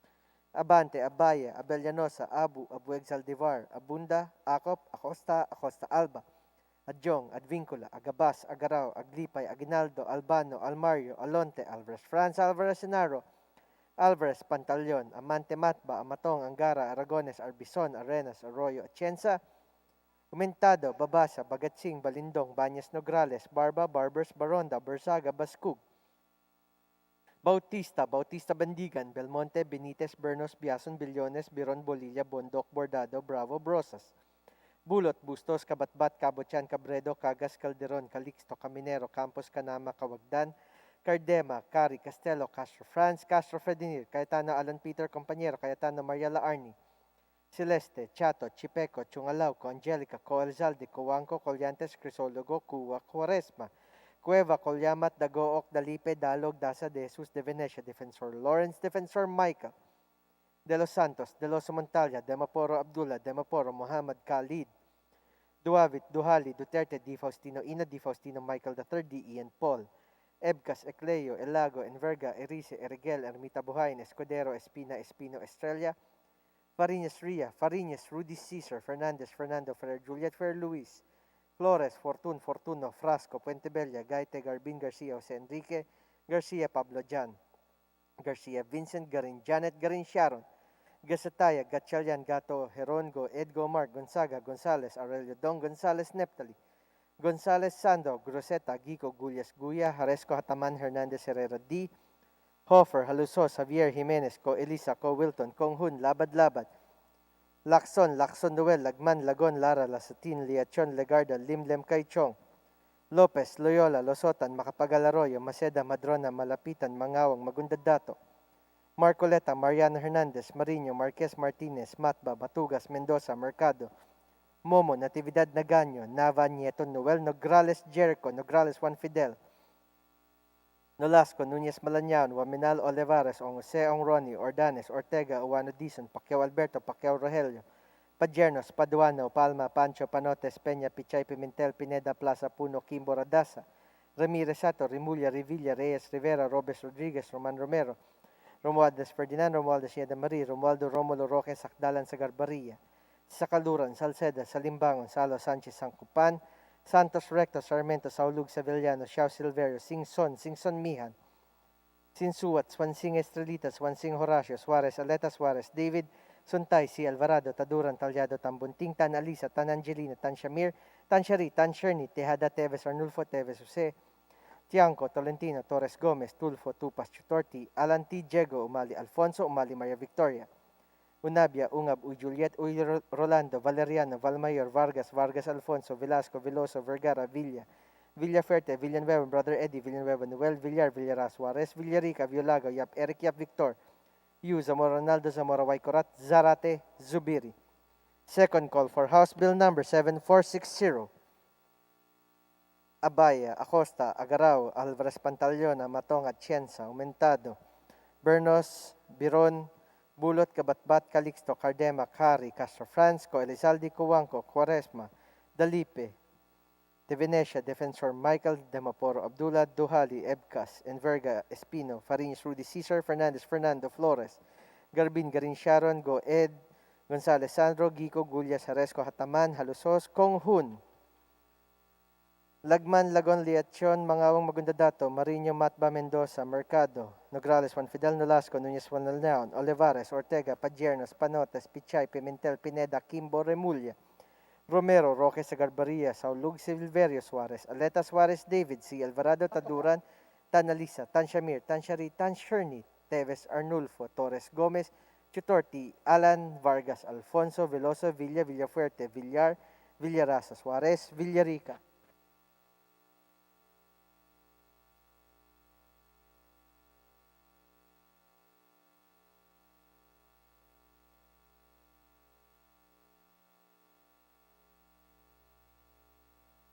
With 220 voting in the affirmative, 0 opposed and 0 abstentions, House Bill 7460 is approved on third and final reading. Majority Leader. Mr. Speaker, I move that we approve on third and final reading House Bill 7700. I request that the Secretary General be directed to read the title of the same and thereafter call the roll for nominal voting. Is there So any moved, Mr. objection? Speaker. Is there any objection? The chair hears none. Motion is approved and the Secretary General is directed to read the title of House Bill 7700 and thereafter call the roll for nominal voting. House Bill 7700, an act reapportioning the 1st Legislative District of the City of Caloocan into 2 legislative districts. Roll call of members for the consideration on third reading of House Bill number 7700. Honorable Representatives Abante, Abaya, Abellanosa, Abu, Abueg, Zaldivar, Abunda, Acop, Acosta, Acosta Alba, Adyong, Advincula, Agabas, Agarao, Aglipay, Aguinaldo, Albano, Almario, Alonte, Alvarez France, Alvarez Genaro, Alvarez Pantaleon, Amante Matba, Amatong, Angara, Aragones, Arbison, Arenas, Arroyo, Atienza, Aumentado, Babasa, Bagaching, Balindong, Banyas Nograles, Barba, Barbers, Baronda, Barzaga, Bascug, Bautista, Bautista Bandigan, Belmonte, Benitez, Bernos, Biazon, Billones, Biron, Bolilla, Bondok, Bordado, Bravo, Brosas, Bulut, Bustos, Kabatbat, Kabochan, Cabredo, Cagas, Calderon, Calixto, Caminero, Campos, Canama, Cawagdan, Cardema, Cari, Castelo, Castro France, Castro Fredenil, Cayetano Alan Peter, Cayetano Mariela Arni, Celeste, Chato, Chipeco, Chungalao, Co Angelica, Co Elizalde, Cojuangco, Colyantes, Crisologo, Cua, Quaresma, Cueva, Culyamat, Dagook, Dalipe, Dalog, Daza, De Jesus, De Venecia, Defensor Lawrence, Defensor Michael, De Los Santos, Deloso Montalia, Dimaporo Abdullah, Dimaporo Khalid, Duavit, Duhali, Duterte, D. Faustino Ino, D. Faustino Michael, D. Ian, Ebcas, Ecleo, Elago, Enverga, Erice, Erigel, Ermita Buhain, Escudero, Espina, Espino, Estrella, Fariñas Ria, Fariñas Rudis Cesar, Fernandez, Fernando, Ferrer Juliet, Ferrer Luis, Flores, Fortun, Fortuno, Frasco, Fuentebella, Gaite, Garbin, Garcia Jose Enrique, Garcia Pablo John, Garcia Vincent, Garin Janet, Garin Sharon, Gasataya, Gatchalian, Gato, Heron, Go Ed, Go Mark, Gonzaga, Gonzales Aurelio, Gonzales Neptali, Gonzales Sandro, Goriseta, Guico, Gulias, Guya, Haresco, Hataman, Hernandez, Herrera D, Hofer, Alosos, Javier, Jimenez, Co Elisa, Co Wilton, Konghun, Labad-Labad, Lacson, Lacson Noel, Lagman, Lagon, Lara, Lazatin, Liachon, Legarda, Lim Kaichong, Lopez, Loyola, Lusotan, Macapagal Arroyo, Maceda, Madrona, Malapitan, Mangawang, Mangudadatu, Marcoleta, Mariano Hernandez, Marino, Marquez, Martinez, Matba, Matugas, Mendoza, Mercado, Momo, Natividad Naganyo, Nava, Nieto, Noel, Nograles Jericho, Nograles Juan, Nulasco, Nunez Malanaon, Waminal, Olivares, Ong Jose, Ong Ronnie, Ordanes, Ortega, Uwano Dizon, Pacquiao Alberto, Pacquiao Rogelio, Padiernos, Paduano, Palma, Pancho, Panotes, Peña, Pichay, Pimentel, Pineda, Plaza, Puno, Kimbo, Radaza, Ramirez, Sato, Remulla, Revilla, Reyes, Rivera, Robes, Rodriguez, Roman, Romero, Romualdez Ferdinand, Romualdez Yeda, Romualdo, Romulo, Roque, Sakdalan, Sagarbaria, Sakaluran, Salceda, Salimbangon, Salo, Sanchez, Angcopan, Santos Rector, Sarmiento, Saulog, Savellano, Xiao, Silverio, Singson, Singson Mihan, Sinsuat, Swansing Estrelita, Swansing Horacio, Suarez Aleta, Suarez David, Suntay, C. Alvarado, Taduran, Talyado, Tambunting, Tan Eliza, Tan Angelina, Tan Samir, Tan Shari, Tan Sherny, Tejada, Teves Arnolfo, Teves Jose, Tiangco, Tolentino, Torres Gomez, Tulfo, Tupas, Tutor, T. Alan, T. Diego, Umali Alfonso, Umali Maria Victoria, Unabia, Ungab, Uy Juliet, Uy Rolando, Valeriano, Valmayor, Vargas, Vargas Alfonso, Velasco, Veloso, Vergara, Villa, Villafuerte, Villanueva Eduardo, Villanueva Noel, Villar, Villaraza Suarez, Villarica, Violago, Yap Eric, Yap Victor, Yu, Zamora Ronaldo, Zamora Waikurat, Zarate, Subiri. Second call for consideration on third reading of House Bill number 7700. Abaya, Acosta, Agarao, Alvarez Pantaleon, Amatong, Atienza, Aumentado, Bernos, Biron, Bulut, Kabatbat, Calixto, Cardema, Cari, Co Elizaldi, Cojuangco, Quaresma, De Venecia, Defensor Michael, Duhali, Ebcas, Enverga, Espino, Fariñas, Rudis, Cesar, Fernandez, Fernando, Flores, Garbin, Garin Sharon, Go Ed, Gonzales, Sandro, Guico, Guya, Haresco, Hataman, Salosos, Konghun, Lagman, Lagon, Yachon, Mangawang, Mangudadatu, Marino, Matba, Mendoza, Mercado, Nograles Juan, Nolasco, Nunez Malanaon, Olivares, Ortega, Padiernos, Pichay, Pimentel, Pineda, Kimbo, Remulla, Romero, Roque, Sagarbaria, Saulog, Silverio, Suarez Aleta, Suarez David, C. Alvarado, Taduran, Tan Eliza, Tan Samir, Tan Shari, Tan Sherny, Teves Arnolfo, Torres Gomez, Tutor, T. Alan, Unabia, Vargas Alfonso, Veloso, Villa, Villafuerte, Villar, Villaraza Suarez, Villarica.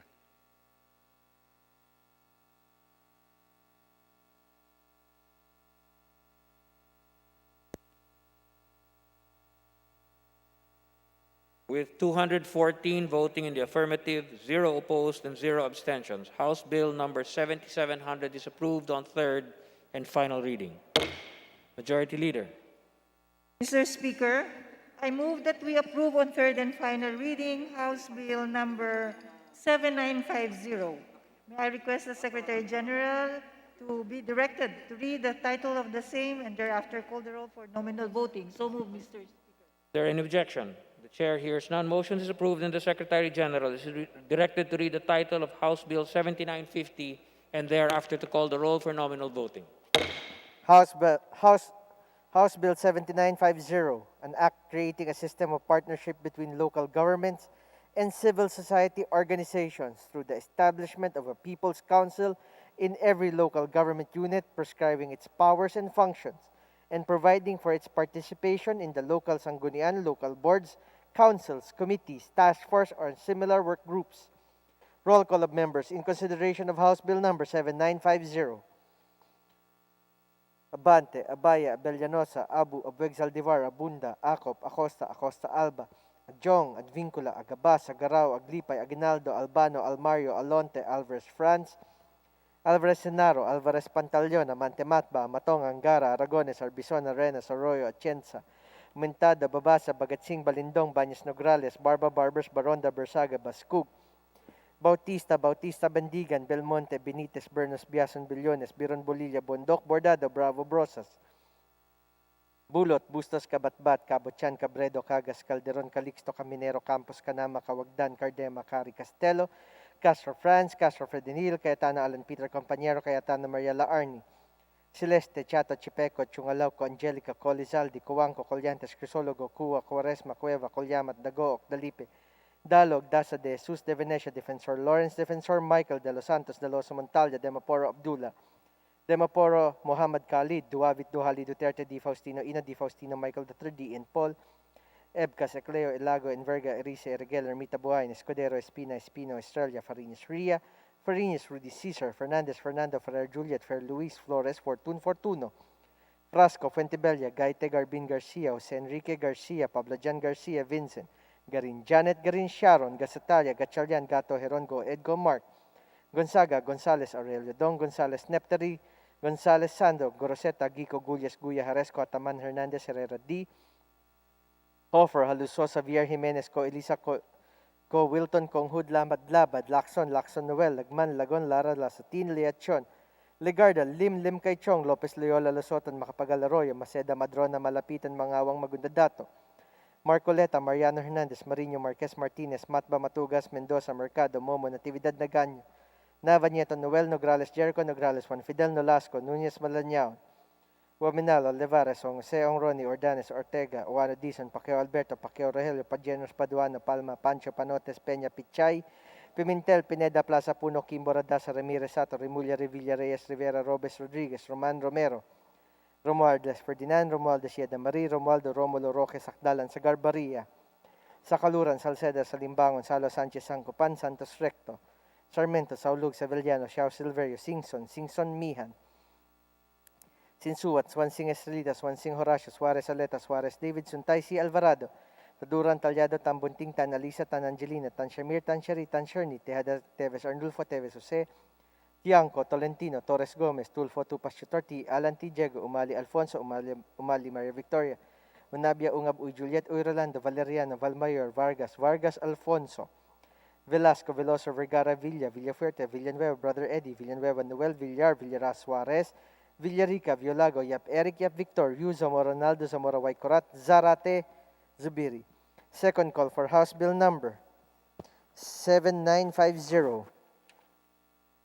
Abaya, Acosta, Agarao, Alvarez Pantaleon, Amatong, Atienza, Aumentado, Bernos, Biron, Bulot, Kabatbat, Calixto, Cardema, Cari, Castro Franz, Co Elizalde, Cuanco, Quaresma, De Venecia, Defensor Michael, Demapor Abdullah, Duhali, Ebcas, Enverga, Espino, Farinas, Rudy Cesar, Fernandez, Fernando Flores, Garbin, Garin, Sharon, Go, Ed, Gonzales, Sandro, Gico, Gulia, Jaresco, Hataman, Halusos, Konghun, Lagon, Liachon, Mangawang, Magundadato, Marino, Matba, Mercado, Mendoza, Nograles, Juan Fidel Nolasco, Nunez Balañaon, Olivares Ortega, Pajernas, Pichay, Pimentel Pineda, Kimbo Rimulya, Romero, Roque, Sagarbaria, Saulug Silverio, Suarez, Aleta Suarez David C. Alvarado Taduran, Tan Alisa, Tan Shamir, Tan Shari, Tan Sherni, Teves Arnulfo, Torres Gomez, Tulfo, Chutorti, Alan, Vargas Alfonso, Veloso, Villafuerte, Villar, Villaras Suarez, Villarica.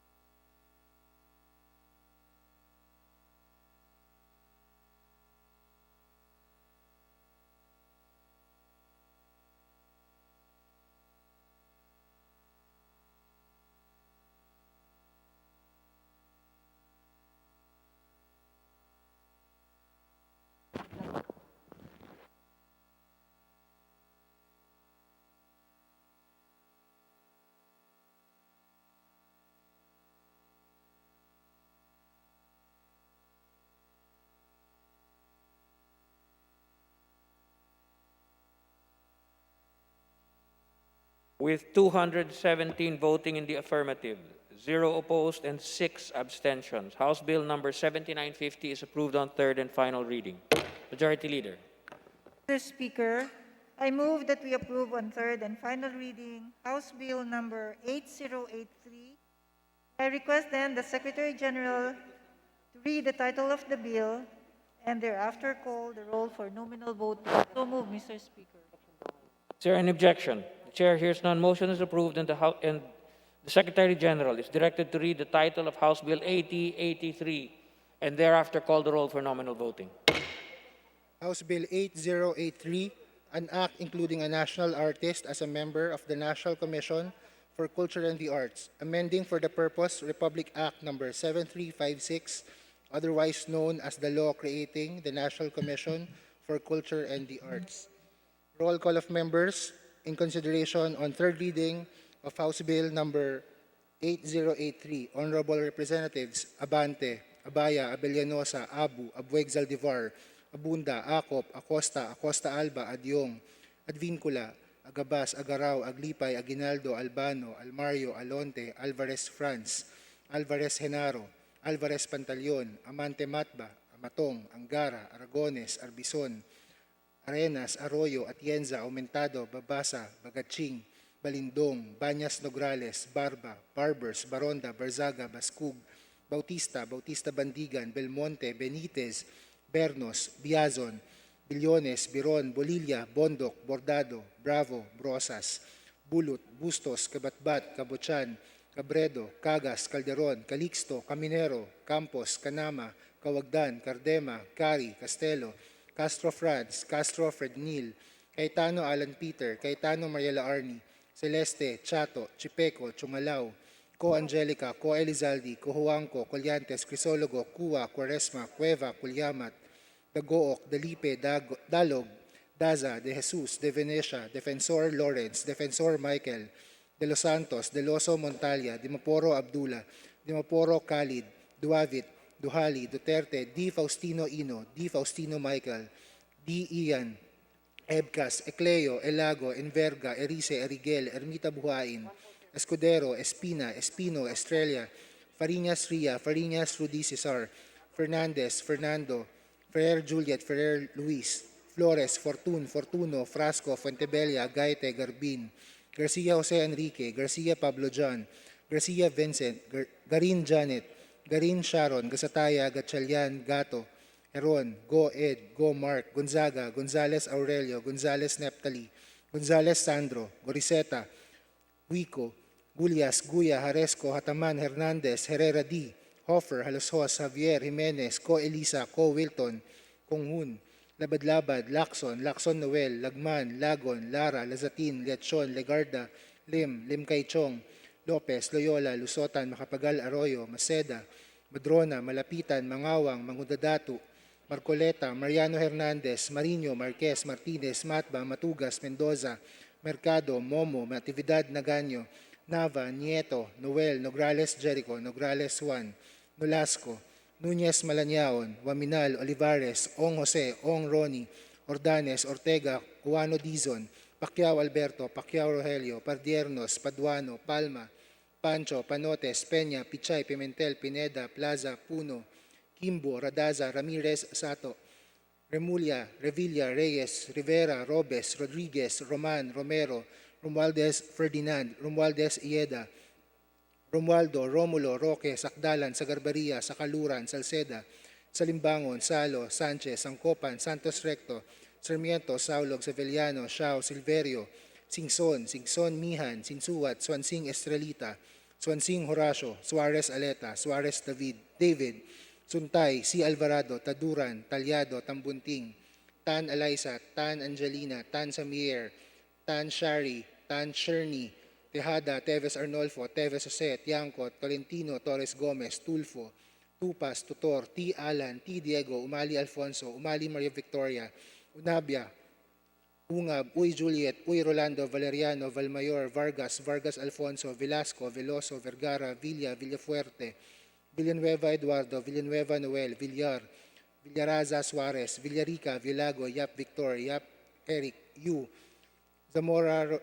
Ronaldo, Zamora Waikurat, Zarate, Zubiri.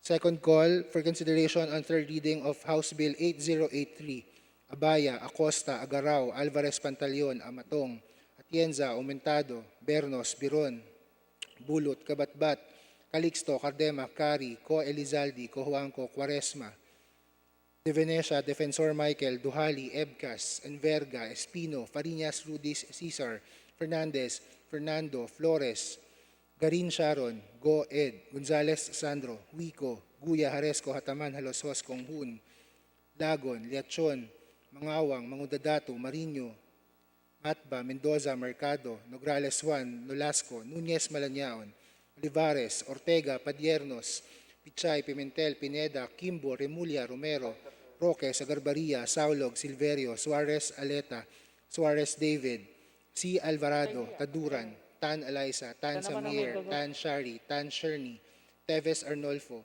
Torres Gomez, Tutor, T. Alan, Unabia, Vargas Alfonso, Veloso, Villa, Villafuerte, Villar, Villarasa Suarez, Villarica.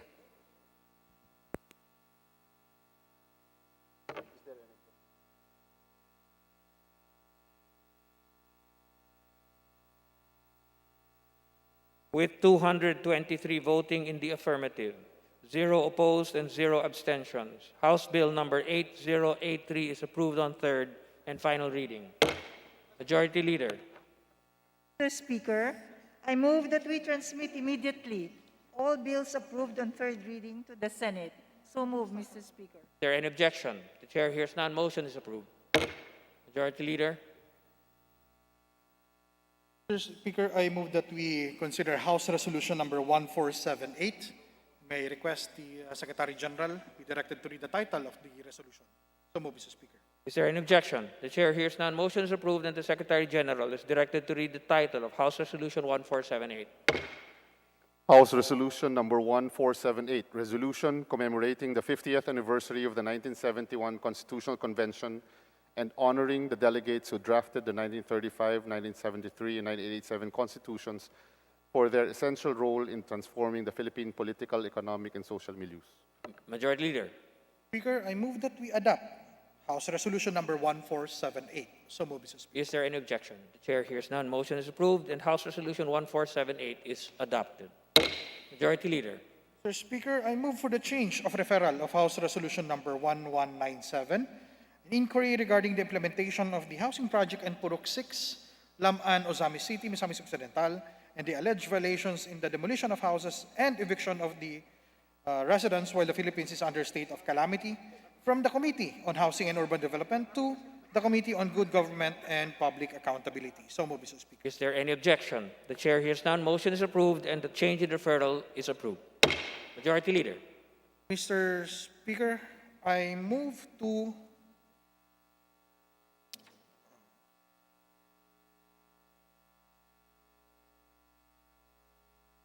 elect the Honorable Dalia A. Loyola as Vice Chairperson of the Committee on Health, Vice Representative Michael T. Defensor. So move, Mr. Speaker. Is there any objection? The chair hears none. Motion is approved. Mr. Speaker, I move that we elect Representative Carl Nicolas C. Cari as Vice Chairperson of the Committee on Public Information, Vice Michael T. Defensor. Is there any objection? The chair hears none. Motion is approved and the election is approved. Mr. Speaker, I move that we elect Honorable Arnie Fantabella as Vice Chairperson of the Committee on Dangerous Drugs, Vice the Honorable Michael T. Defensor.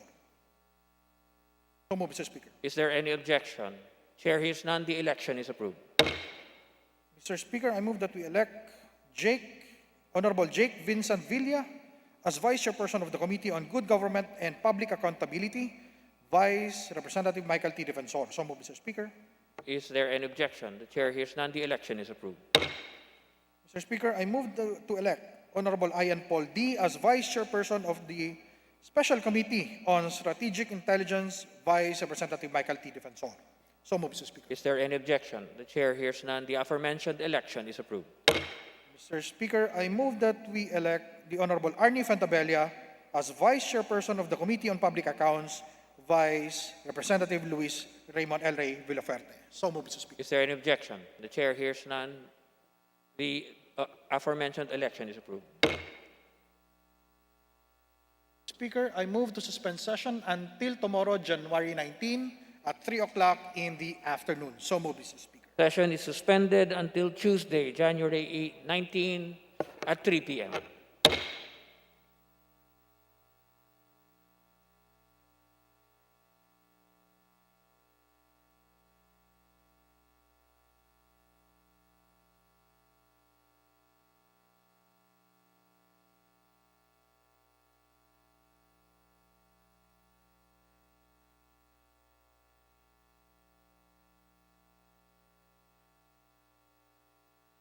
Kaya pala.